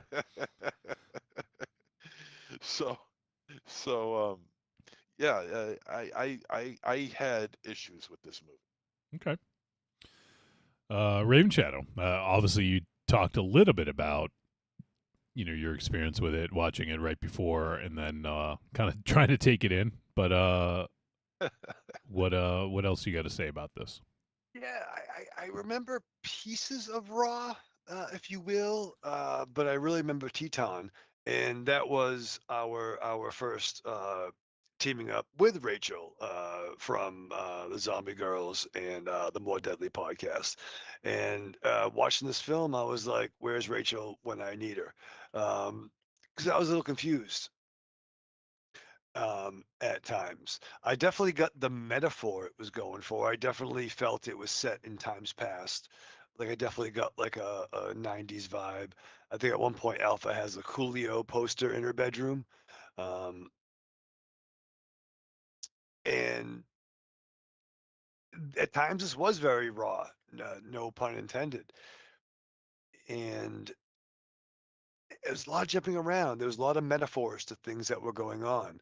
There was a lot of talk about viruses and needles, and of course, definitely that's a fucking scary thing of any kind of needle to skin contact in an unsafe, unsanitary condition. I wasn't sure where this was going, and then you add this. I mean, obviously, it seemed like a metaphor for AIDS, right? It was, yeah, But it was. then there's this other virus that creates almost like Ben Grimm like effects on the infected. And it was weird, man. There were parts I didn't like. There were parts I'm like, I fucking don't like this movie at all. I don't want to watch it. I don't get it. You can't make me. You can't make me.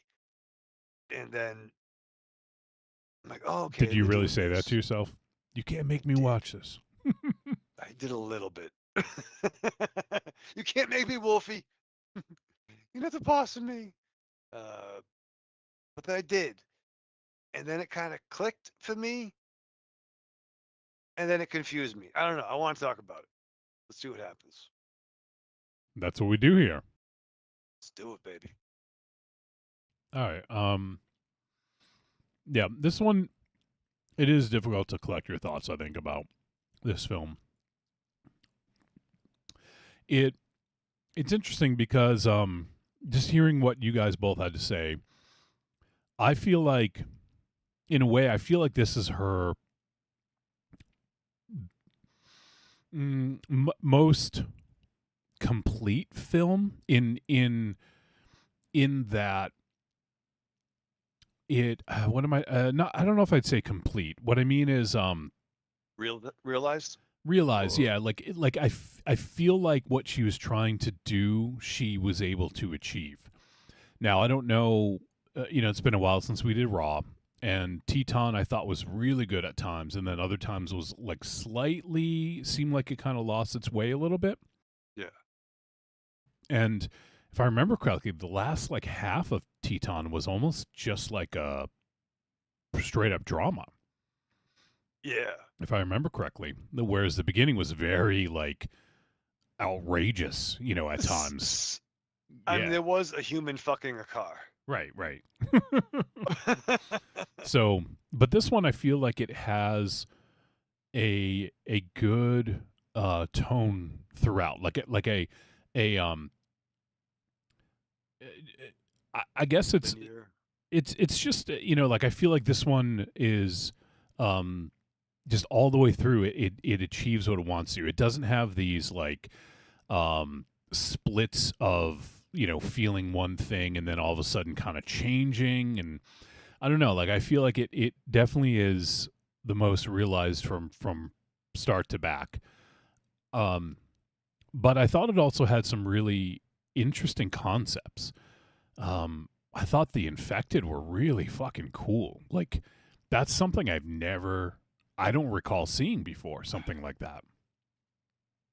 And I thought that was pretty great. And it also had elements of like lore and myth and lore with like what they call it, the Red Wind, was it? The Red Wind, the mother, and like Yeah.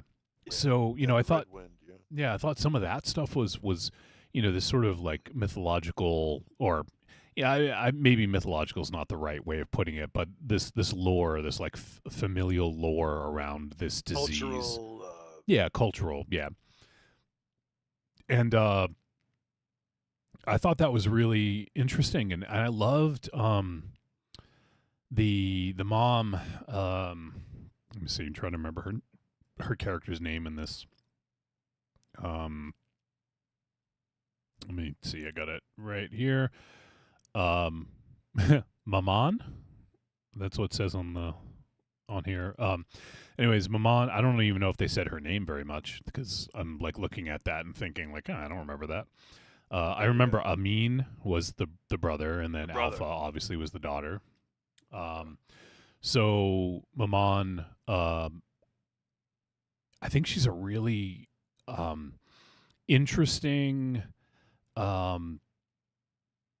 varied character. Like I liked a lot of the interactions, like the stuff that they showed in like sort of in the past when she had curly hair.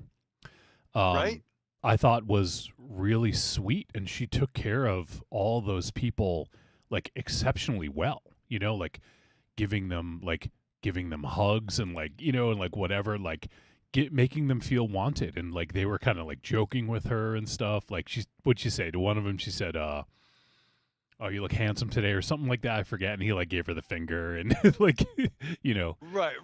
something along those lines. I just thought, like, for whatever was plaguing these people, she was giving them care that no one else was.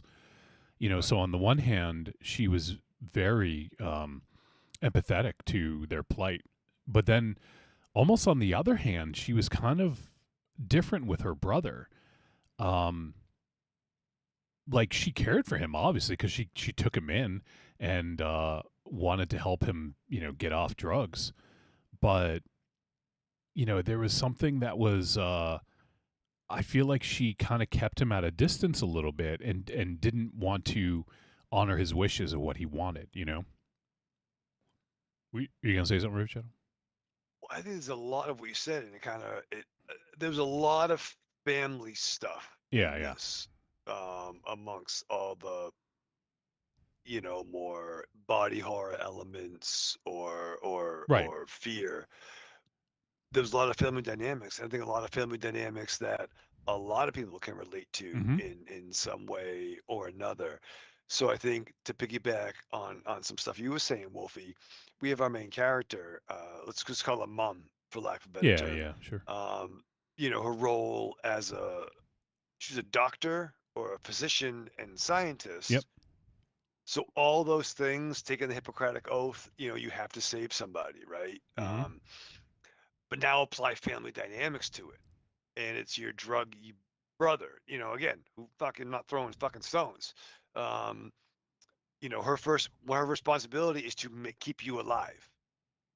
Yeah. And then all her science knowledge about, is somebody infected, they're not infected, but now it's your daughter. You're going to be a little fucking overprotective. I know my mom's fucking overprotective still, and I'm 49 years old. So her character was jumping around to a lot of different emotions, and she had to convey that, which is pretty impressive.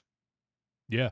I think there was speaking of impressive, I think there's a lot of really impressive performances in this. Like, first off, Tahar Rahim, who plays Amin, like that dude, like most of his was physical. Like he was, it was a very physical performance in that he had to, like act like he was high, like on heroin, and he might be a junkie.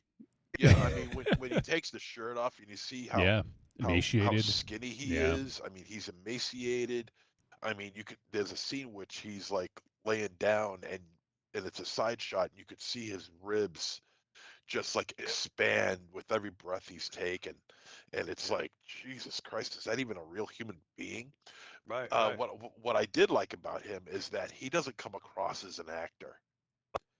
He comes across as a very genuine junkie. He really looks the part. He fits the part, and it's very well cast. So props to that guy. He was good. Everyone is good in this movie. Yeah. As far as a performance goes, he might be the best in the whole film. And as you were saying, Raven Shadow, about the mother, yeah, she's got a lot of baggage. She's got the most amount of emotional weight on her character, between doing what's right and doing what's necessary. And on top of that, being a mom to a 13-year-old girl who just got her first tattoo with a dirty needle at a rave. Oh God, yeah. What the fuck? So go figure. She, her cards have been dealt out. Now she's got to play them. And the girl who played Alpha, I thought was I think they, to be perfectly honest, I think they did the best they could with what they had to deal with, because I don't think they had very much in terms of guidance in what to deal with. This was a hard movie to try and figure out, and the girl who played Alpha, which is also another metaphor. Now I think about it, is she's Generation Alpha, so hence her name Alpha. So there's a metaphor, it's a generational metaphor. Now I'm thinking about it. I thought she was really good, and I did see a discussion about her from the director, saying that she despises working with kids. She doesn't like working with kids, and that the fact that she had to get somebody that was old enough to play this role. So she is of age. I was kind of hoping so. Yeah, what do you mean?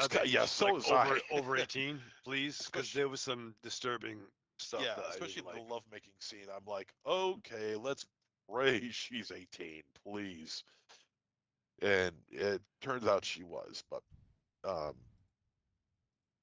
anyway, yeah, I think the performances were good. I think they're quite good. I just wish they had a little bit something more to work with. Because I feel like the story, I feel like they're good, but I also feel like they're going through the motions of a very complex and convoluted story. And I mean, I guess I understand that, but I think it's actually less convoluted than it seems. But because there's so many elements to it, it seems like it might be a little bit more convoluted. But I actually like it. To me, it almost feels like a fairy tale with like some of the stuff that's going on outside of the home. Like there's like almost like this red dust, like that permeates everything, which maybe that's the red wind, right? Like, so I thought that was kind of cool that sort of was like something that was very present in the film. And it almost gives across this feeling of like, I don't know, like not necessarily post-apocalyptic, but like, almost like kind of end times kind of feel, on the precipice. Yeah, right? yeah. It's dystopian. It's dystopian. Yeah, dystopian is probably the best way of putting it. Yeah. And we could take the pandemic into it. Like, do you think the red mist visuals was to visually show infection, to visually show Like, I don't know. I mean, you know, could be, and also there's an element of like psychosis to this as well. Like when Alpha, like when the first time she leaves her window and is about to like climb down, and we see like there's some really crazy shit going on around her, and it just turns out that it's it's not happening per se. It's just that she's she's struggling with things, and like it was sort of like a metaphor. She hopped the train. I thought she was on the railroad. I looked away for a minute. Oh, yeah, it was like I thought she was like hopping a rail. Yeah, it was just like right outside. It was like a scaffolding or something like that outside her building. Fire escape. Yeah, fire escape. Yeah, but yeah, I thought that stuff, like there was a lot of really cool elements, and the scenes where it was like one of the sort of in the past scenes. I think when Alpha was like 5, so we have Alpha when she's like 5 and 13, and the scenes where Mom has the curly hair, those the ones that take place when she was 5. It actually took me 2 scenes of that to realize that that was her, because I was like, they just intercut between them like nothing, So it did take me like a couple times. I was like, wait a second, is that the mom? And then they show Amin, the brother, and she's like, finds him on the stairs or something like that. And I'm like, what? Who is this? And then that's when I kind of realized, like, oh, okay, I see what's going on here. But also, like, there's some important things about this of like Alpha forgetting who her uncle was, probably because of trauma, like that stuff that they showed later on, like in the past, that was probably very traumatic for a young child. Being taken out into the night, and taken to like a seedy hotel, So. Oh my god! Well, yeah, the club scene. Yeah, the club but scene. But also at the same time, what do you really remember when you were 5 years old? Well, true. I mean, that's fair. I mean, you think you might remember a relative that you've seen several times, but if there's trauma associated with it, then I could absolutely see not remembering it. But yeah, I thought, and I actually really liked a lot of the outside scenes. So it's almost like, I don't mean this like it's actually like 2 films, but I feel like it's a very different representation of the world when they're outside the home. Like when they're in the clubs or like even in school. And that scene where the kids try to like drown her, try to drown Alpha. Yeah, that scene was pretty fucking awesome. Like the way it was shot was just like really fucking badass. Like going under the water and then all the kids being fucking scared because there's blood in the water and everyone's afraid of getting infected. And it's crazy. I thought it was a really cool scene, and there's a lot of really cool things in it. So yeah, I'm curious to talk more about it. So that's, I guess, my first impression. But I think one thing about your first impression, Wolfie, I think you bring up a lot of interesting ideas. Like what you just mentioned about maybe different worlds. It's like the mom could control what's in her house. Whenever there was outdoor stuff, that's where the chaos got in. Right. Like yeah, and I think even I think that was purposeful. Yeah. Sequestering the brother and the daughter in the one room, and even made that line like, "Well, no, because if I was sharing a bedroom with my brother, that would be weird." Like, oh, fucking okay. So you're gonna do with a 13-year-old daughter? That's less weird. Not that there was anything going on, right. But no, But still, and almost like maybe that bedroom was the only place the mom could get some fucking reprieve of like, this is my fucking zone, dude. Yeah, I mean, she deals with caring for people literally all day. So yeah, like sometimes you just want to stop doing that. Right. Yeah, it was keeping always, them. I was just gonna say, keeping them holed up into one room was probably the smartest move. I mean, considering what was going on between the two of them, health-wise, that is, and potentially, but yeah, because she probably thought, because of this red wind, you know, you know, it apparently it was something that was passed down from her mother, so it's a generational thing. You know, it's what they believe, and they use that to try and fight off whatever the hell this thing is, which has never really addressed, by the way. It's just kind of like taken into like average everyday life, you know, which Yeah, you know it's just a virus which that is exists in the world. yeah, which is you know is kind of spooky on one side, but at the same time, we're still kind of like not all involved with what this is. But maybe we're looking at it from their point of view because maybe they don't know what it is either. But we don't know that. Mhm. I'm assuming that they know what it is because the way they treat it, it was successfully or unsuccessfully is irrelevant. Um, but they know they're treating it. They know they're working on it. And by the way, I think the effects for that stuff is really, really cool. Oh yeah, for sure. look great. Yeah, for sure. That looks gnarly. It looks The back painful. scene. Oh The yeah, back with where the brother. craters. Yeah. Yeah, where you get this giant like rock like cement creation crater kind of like forming in the back. It's wild. Yeah, it really is. It's really wild. I mean, I thought they were like turning to stone or something like that. That's what it looked like. Like they were turning like actually to marble. You know, it was like specifically marble.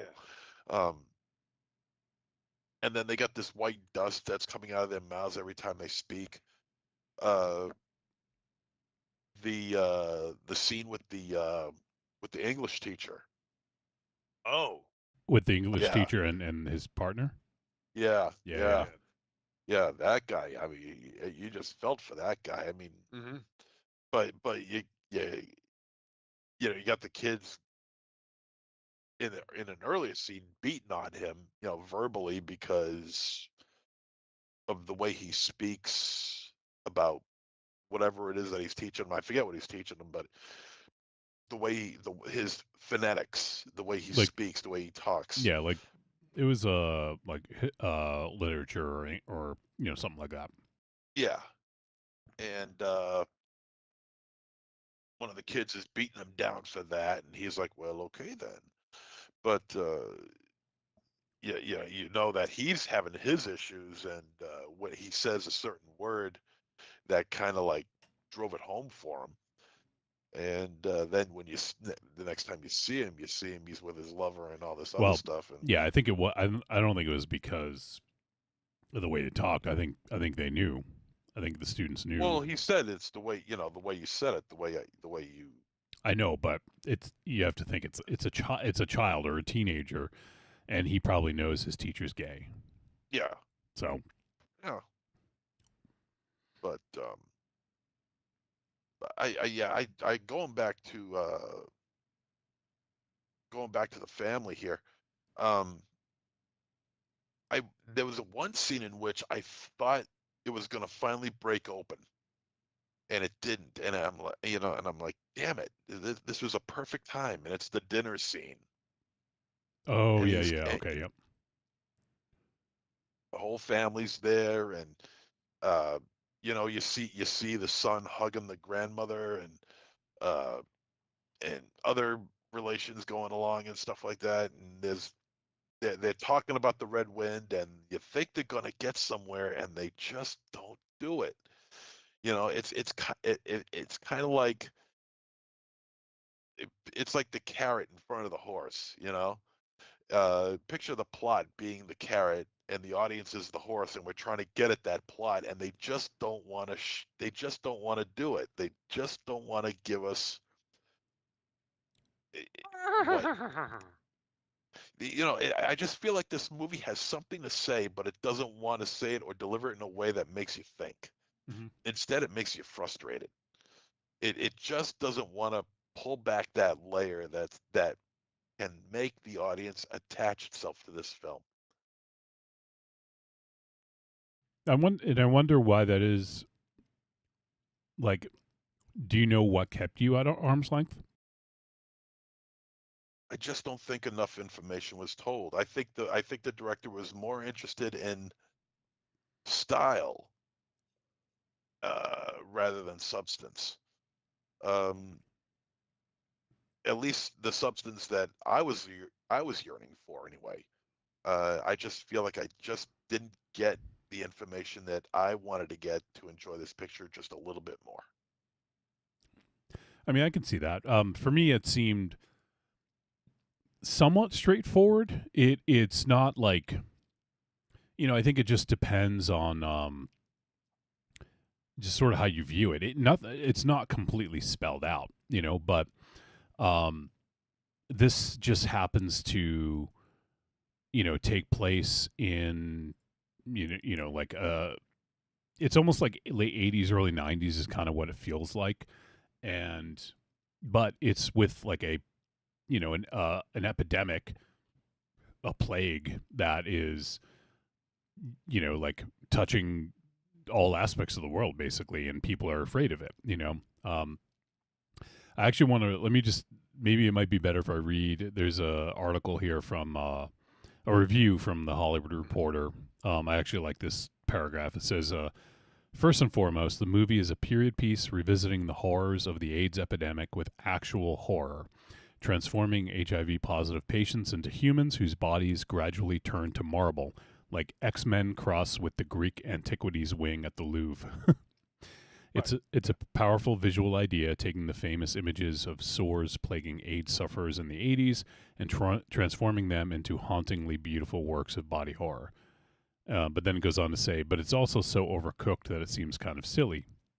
Why not just show the real thing, which is more horrible than anything the special makeup effects department could come up with? So I actually don't agree with that part. I actually liked that it was different because I feel like that's what adds that like sort of fairy tale sort of feel to it. It's something that it's close enough to home that we can identify it, but it's not the same thing. So it becomes evergreen and something that is timeless, I think. Right. I mean, real life is always going to be worse than fucking the movies. Like you could have Rambo firing off missile after missile, but in real life, a single gunshot can be so much more damaging. So it's like, yeah, that means a lot coming from from a snuff organizer too. It's true. I was stuff organizer number 2. That's true. That's true. Yeah. You're the biggest number 2 I know. But like, yeah, I mean, also, you know what I mean? It's a fucking movie, dude. Slow it down.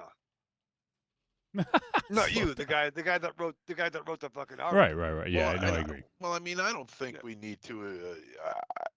I mean, well, that's what metaphors are for. I mean, what's a metaphor? Hey-o.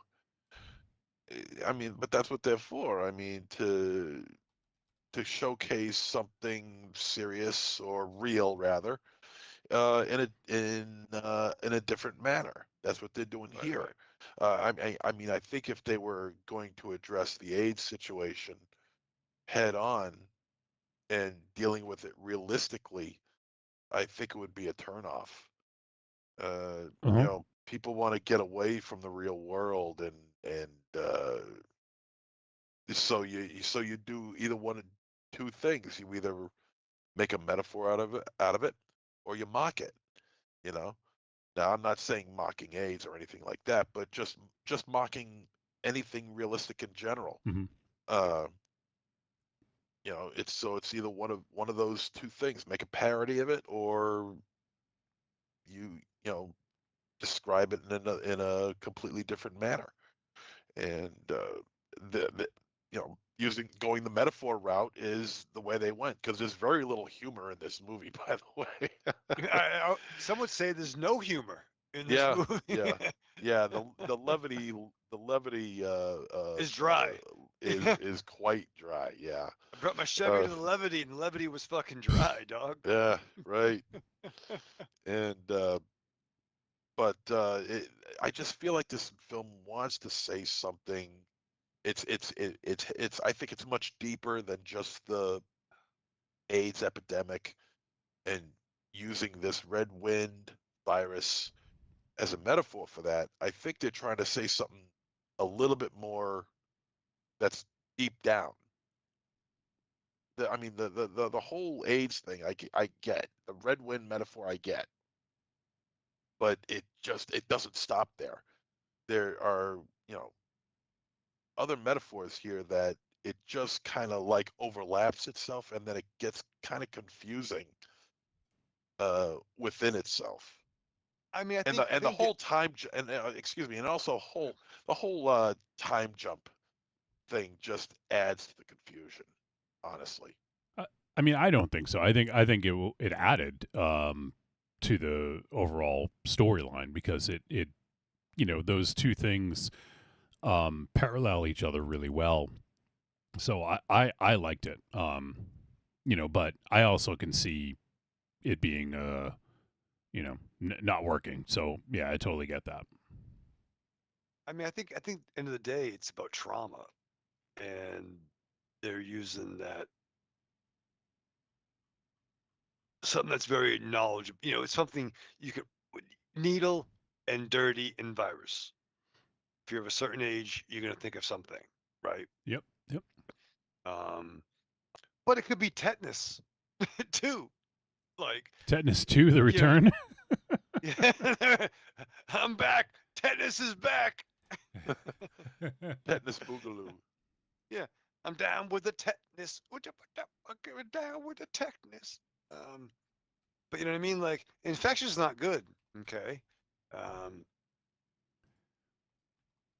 You can get that from tattoo parties back when tattooing was illegal in Massachusetts. Oh yeah, I almost forgot about that. Yeah.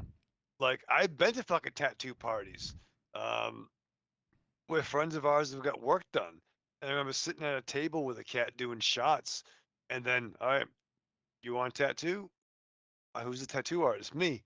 Motherfucker, I just smoked a jizz joint and we had fucking 4 shots. Hell no, I don't want a fucking tattoo by you. In a fucking 3-decker in fucking Revere. So, wash your hands. Use use a little wet nap or something, right, Raven? Get a wet nap, get a wet one. You know what I mean? And even if your hand sanitizer's expired, it's still good enough. It's still good enough. Yeah, like the Goonies. Just use a little bit more. Yeah, you use more. Yeah. The soundtrack. Oh yeah. The soundtrack. Yeah. This Good movie call. kicked. Fucking Nick Cave. I'm like, holy shit. Yeah, right? Fucking Nick Cave. They used that song in the trailer. Yeah. Nicolas Cave and the Bad Seeds. Nicolas Cave. Yeah, that was great, and there was some Portishead. Yeah.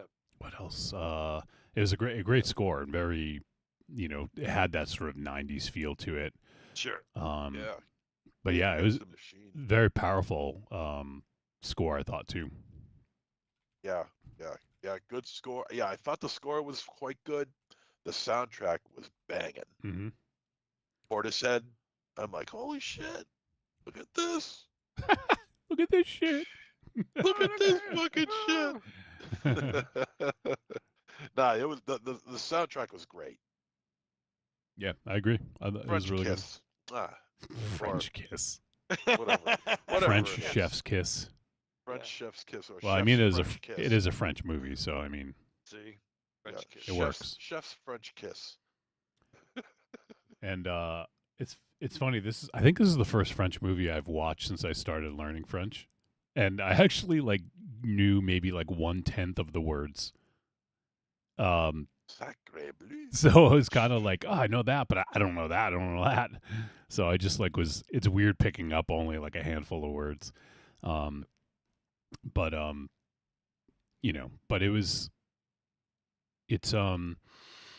man, I feel like there's something more poignant that I want to say about this, and I just can't find the words.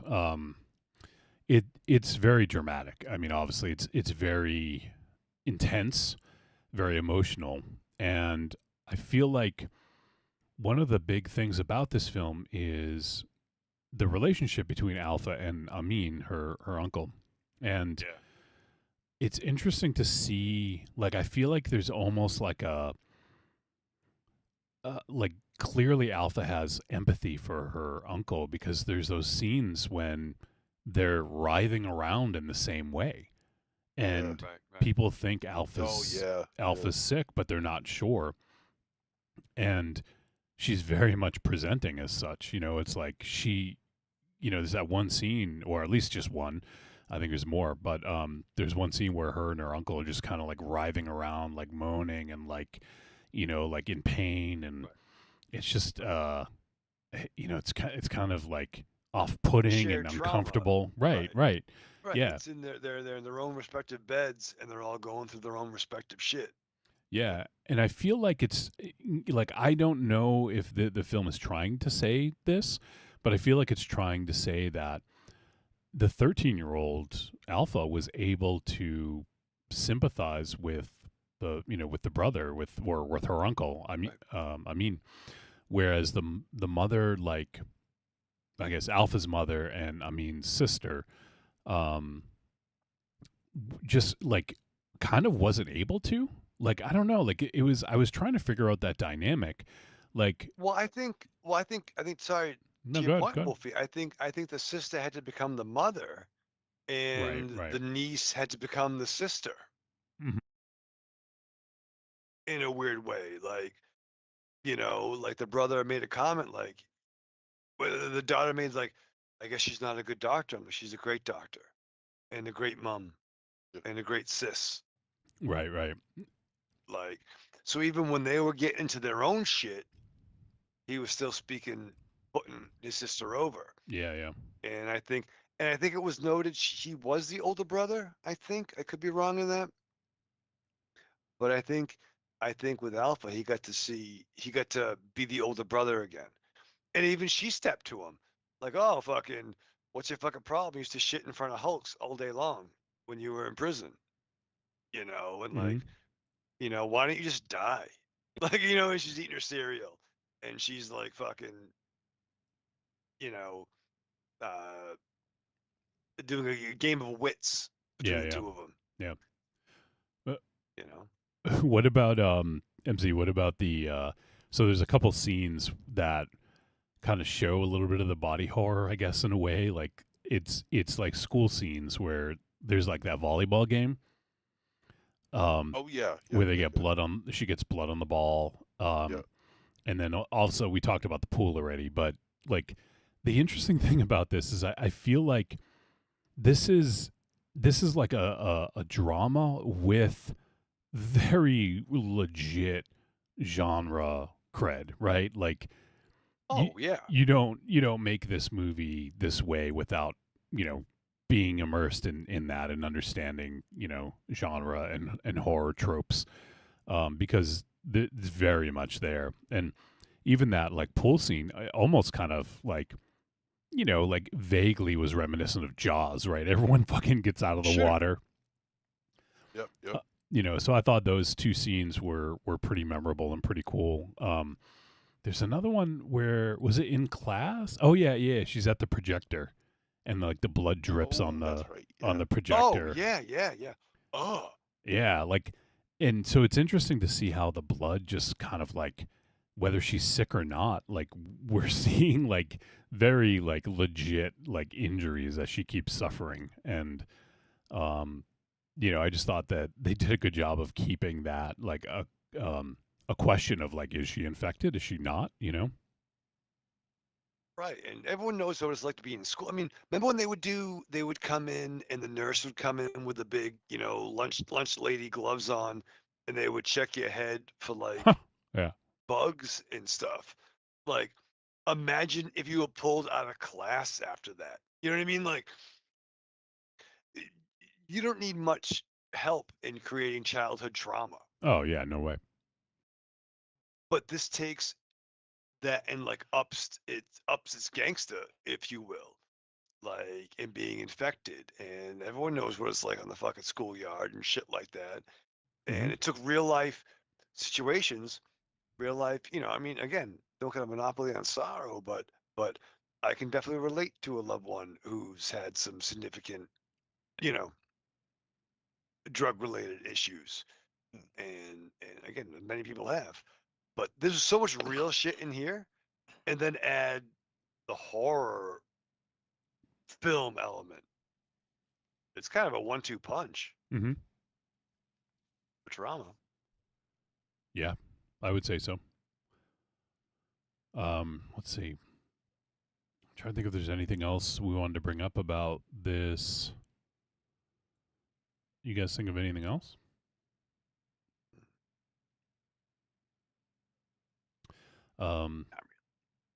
So here's just a little. I'll read a little bit more from this Hollywood Reporter review. It says medical queasiness and gory bodily intrusions have been a specialty of DeCournau. Both her parents are doctors. Since Raw, which turned a veterinary school into a feeding ground for two cannibal sisters. In Alpha, she combines the trauma of Amin's habit, which may or may not have given him the marble disease, with the fear and suffering experienced by kids growing up when AIDS came into existence. It's worth noting that in France, it took several years for the government to officially recognize the epidemic. Yeah. Thank you for mentioning that, Wolf. I mean, which also happened in real life too, in the States. Yeah. As well. Yeah. And the miscommunication. I mean, we grew up in that era. Mm-hmm. Yeah. I remember when the news first broke. I was like 10 or 11, but I remember it vividly, seeing it on the news, and and I'm like, Ma, does this mean I'm not going to be able to get the fuck? and wow. She's like, yes. No, honey, yes, that's not the reason why. There's so many more reasons. Take down Optimus Prime, you're 25. Look in the mirror, you'll know why. No, you were doing Hot Boy Summer, dude. I'll tell you that much. But I do remember when the news broke, and not to go onto this tangent, but I will. When they did find the virus, it was a war between the French and the Americans, the doctors, and because the French found it, the French are the doctors who actually found the virus. You mean that virus? The virus. The virus. They're the ones who found the virus, but the Americans, the doctor, who was the head of everything in this situation, took the credit, and that started a whole bunch of bad blood. And it's like, God damn it, you people! Will you just save lives and knock your shit off? Right. But going back to this, yeah, I could, the metaphor is there that it's about the AIDS virus, and it took me a while for me to realize that it was about, that this was a period piece. I wasn't logged on to that, immediately. But I just wish there was more to it that I could latch on to, that I could enjoy this just a little bit more. It just became so fragmented. All right. I'll just read a little bit more from this Hollywood Reporter. It says, these are all worthy ideas, but there are so many of them that we begin to lose count. At some point, we realize that the skeletal Amin may be a product of the hallucinations, a scaffolding tearing apart in the wind, a ceiling crashing down on a bedroom. That Alpha has been experienced since the start of the film. Without warning, we're jumping between past and deeper past, between hairstyles from the 80s and 70s, as if Alpha also needed a time-hopping scenario added to everything else it's already tossed at us. DeCournau is definitely talented when it comes to craft and execution, jarring us with hyper-realistic horror that's equal parts Cronenberg, Carpenter, and Gaspar Noé, but she doesn't know when to stop or just to sit down for a moment and let the viewer breathe. Too much of a good thing, whether it's marbleized body parts or blood dripping onto an overhead projector in a classroom, can become a bad thing when we have no time to take it all in. She deserves credit, though, for thinking outside the box and having the skill to visualize such thoughts. Teaming up for the third time with Belgian cinematographer Ruben Impens. The director creates startling images from the very first shot when the opening title transforms into a needle wound to the last when Alpha emerges in a stirring urban dust storm. Yeah, it goes on. And it says, of the three leads, Raheem is the most unrecognizable, having gone full Jared Leto in Dallas Buyers Club to portray a druggie at the very end of his tether. He hardly needs makeup to look terrifying, though his warmth also comes across whenever Amin puts on a smile. The always good Farahani has a lot of screaming and shouting to do, pulling it off convincingly, but then overdoing it in too many scenes of the same thing.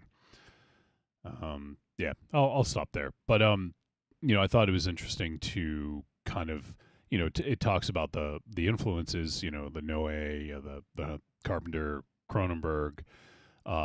It's certainly there, but I think that may have a point in that that it is a little bit all over the place, and it doesn't give you a break. What do you guys And think? I agree with that. I agree with that. I mean, like, on one hand, reading about it really filled in the gaps for me. And again, I really very rarely do that, but I was a little bit confused. Confused. Confused. Um, again, it's like you shouldn't be like, oh, well, you got to watch the animated series and read the books and then watch this to really know that General Grievous is cool. No, he's a fucking dumb asthmatic robot. I just shouldn't have to do that. I'm sorry, Wolfie. I was He's not below dumb. the belt. Well, that's all I saw was the movie. But no. I'm having fun with you. We're having fun.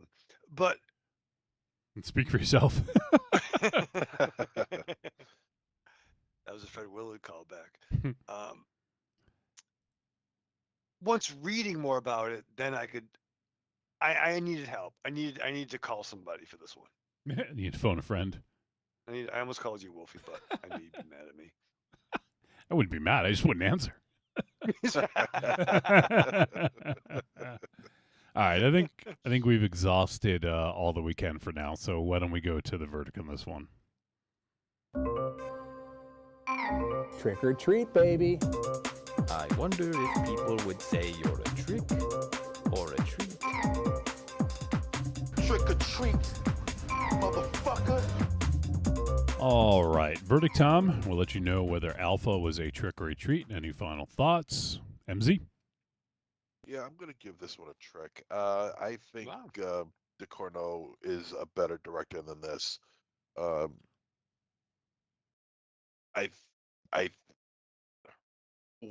don't know whether or not Titan is better than this or not. I'm gonna have to watch Titan again, but I know Raw is her best film, and I think she should be better than this. I think she's going backwards. I think she's trying to put on layers that are unnecessary. I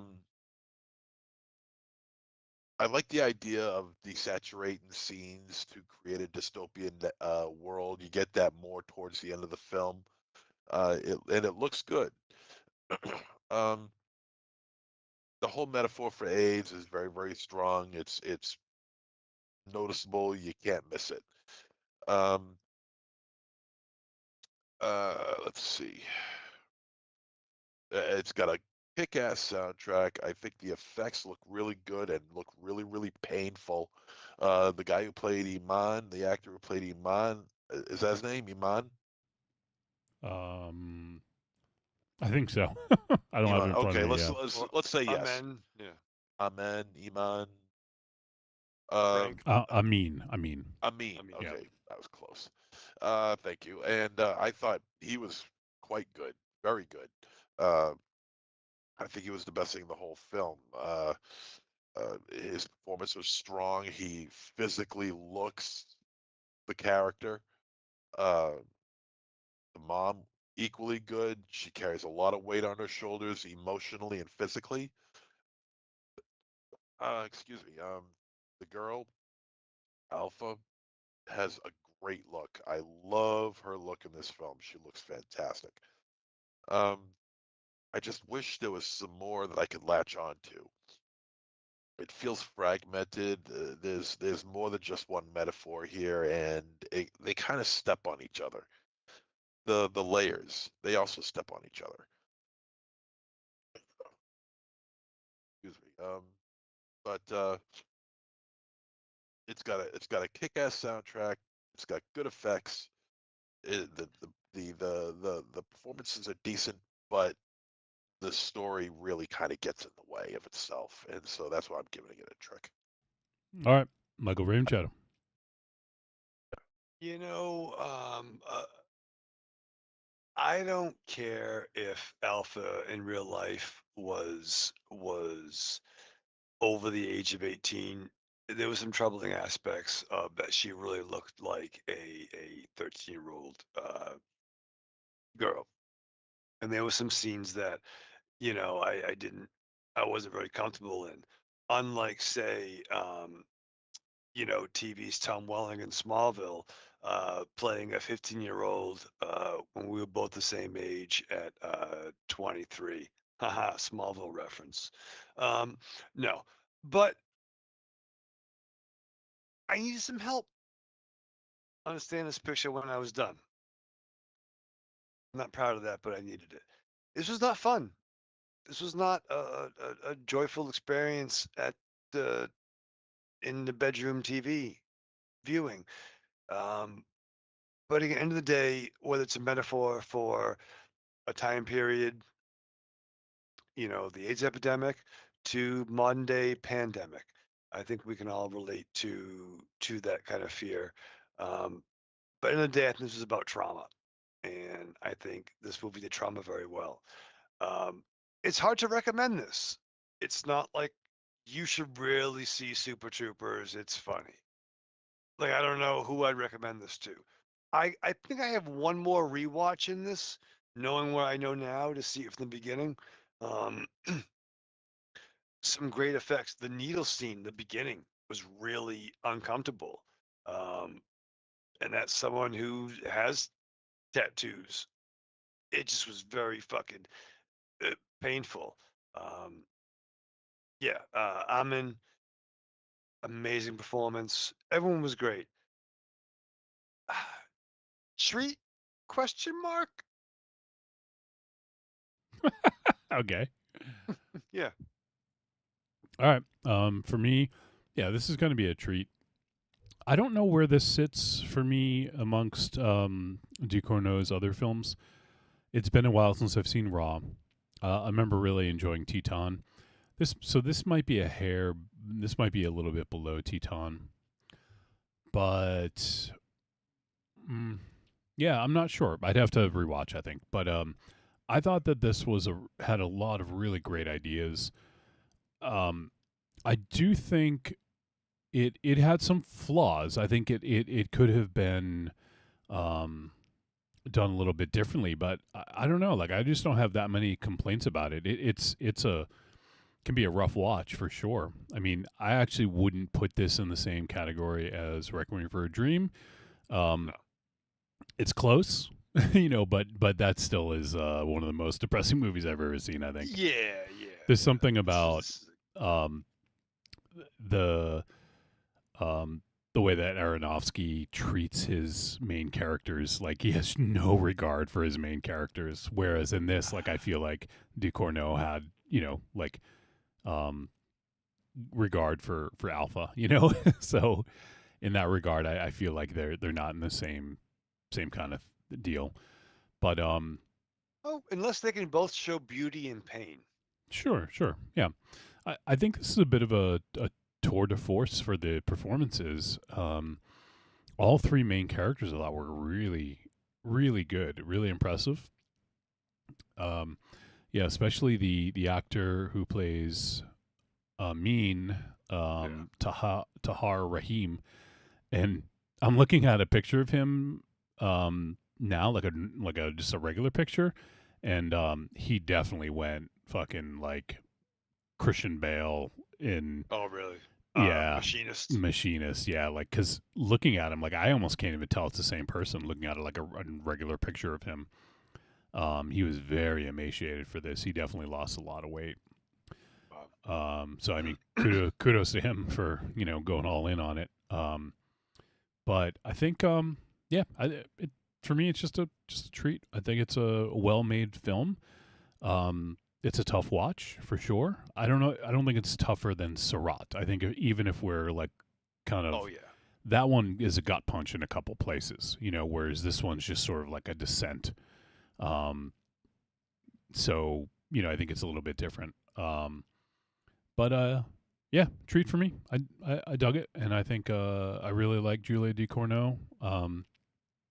I do hope that we get a kind of full out horror movie from her eventually. Like, I don't mind having the sort of elements of drama and familial drama, but I think she's got a really good horror movie in her, like kind of like I'm forgetting the name now of the director, but the director who did the Substance. Coraline Fargeau. Farge, yeah, Coralie Farge, yeah, also another French director, which is why I kind of thought of her, but and previously she did Revenge, and I mean, I think she did Revenge and then The Substance, which is like crazy. Yeah. But I also think I mean, The Substance, we've talked about it, and it's just a fucking great movie. So I think I do think that she has a movie, like a fully realized film. I think maybe if she gets I'm not even like remove the drama. I like how she does drama, but like maybe put the horror a little bit more front and center than the drama,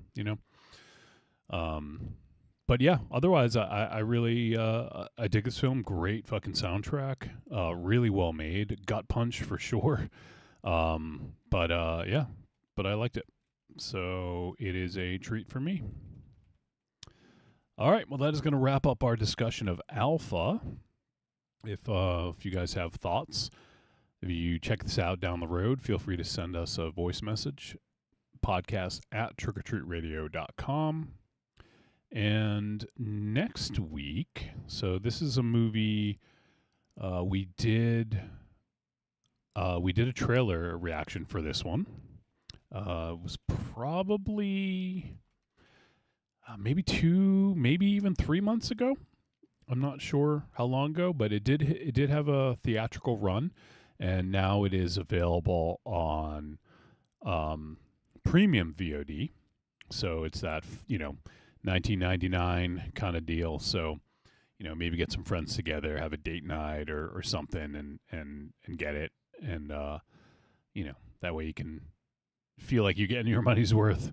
But this is the film from director Kirill Sokolov, and he is the Russian director who did Why Don't You Just Die?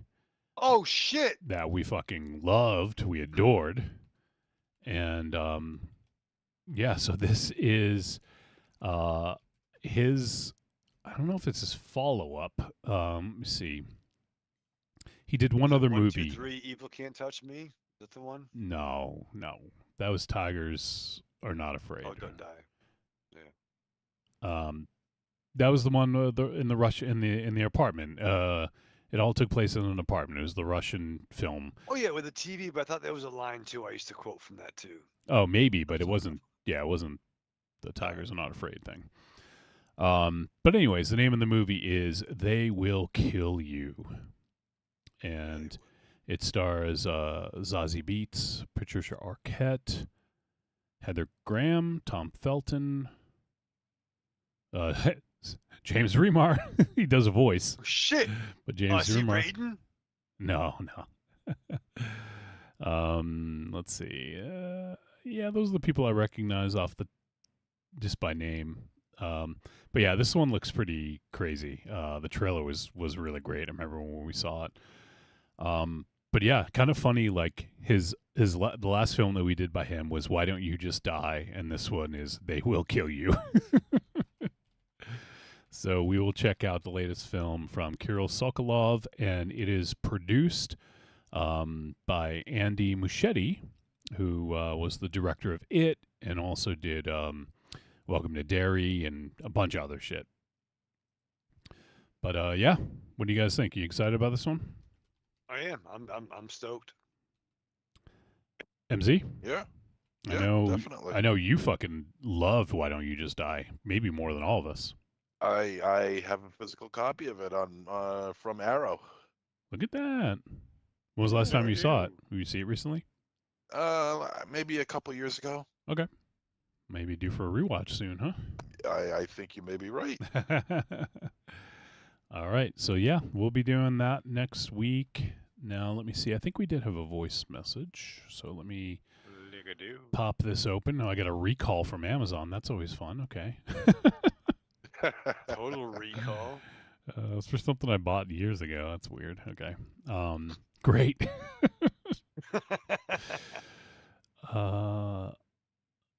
Okay. I thought I got. Did I get one from late last week? No, I think that I'm thinking of last week. Okay, but we do have two that just came in about a couple hours ago. So let me just download these, get these ready to go, and then we will give it a listen.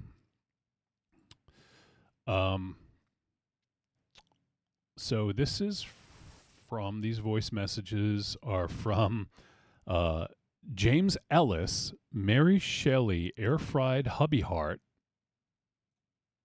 Okay. Huh. Did I read that right? Yeah. Mary Shelley, Air Fried Hubby Heart.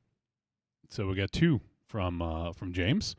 So let's give them a listen, and we'll listen to part one right now. Let's check in with James. Hello, darlings. Mary Shelley here. Heard you were talking about my film last week. Well, Mary...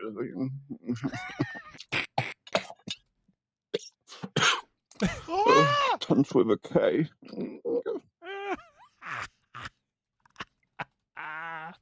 Holy shit. All right, that was part one. I love how Mary Shelley became Lucille Ball at the end. Yeah, that's amazing. All right, let's check out. Let's check out part two. Hi guys. Yeah, hope you're well. How's every little thing? Yeah, thank you for the review last week of The Bride. It's one of the few films I've actually seen in the cinema this year. The only way I would describe it really was very entertaining. I wanted to say, Linus, you need to listen up as well, that my next performance and video piece is about America, and it is probably about Trump and a lot of other skullduggery, and I'll share it with you soon. And I Yes. hope to be on the podcast soon. I know I've teased that for a while, but yeah, maybe something for the summer or autumn. But yeah, you guys are the best, and Mary Shelley lives once again. Ta-ta! Okay, please send us that video. Yes, James, as soon as it's done. I definitely want to check that out. First of all, am I the only one that James's voice really calms him the fuck down?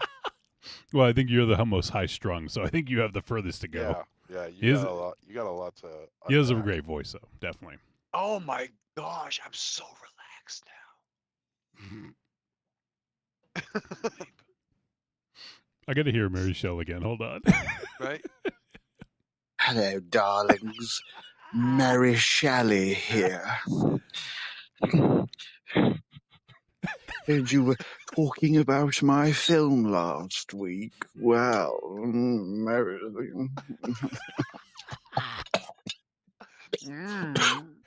Oh, tons with a K. That was amazing. Oh my god. Oh shit. Some of the best shit we on this show has been people doing characters, right? Like, dude, for real, dude. Oh man, that was amazing, James. Thank you for giving Mary Shelley our number.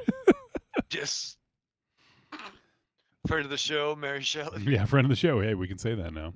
Yeah. Oh man, yeah, I'm psyched for that video though, James. The skullduggery.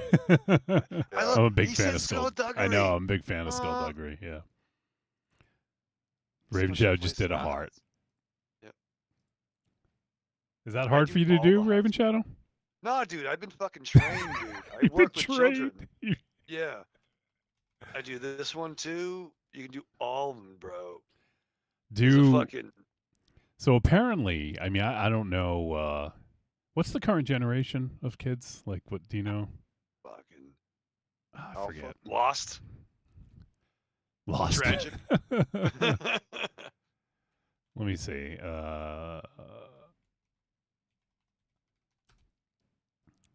Alpha was born 2010 to 2025. Okay, so that might be too young. What's the one before it?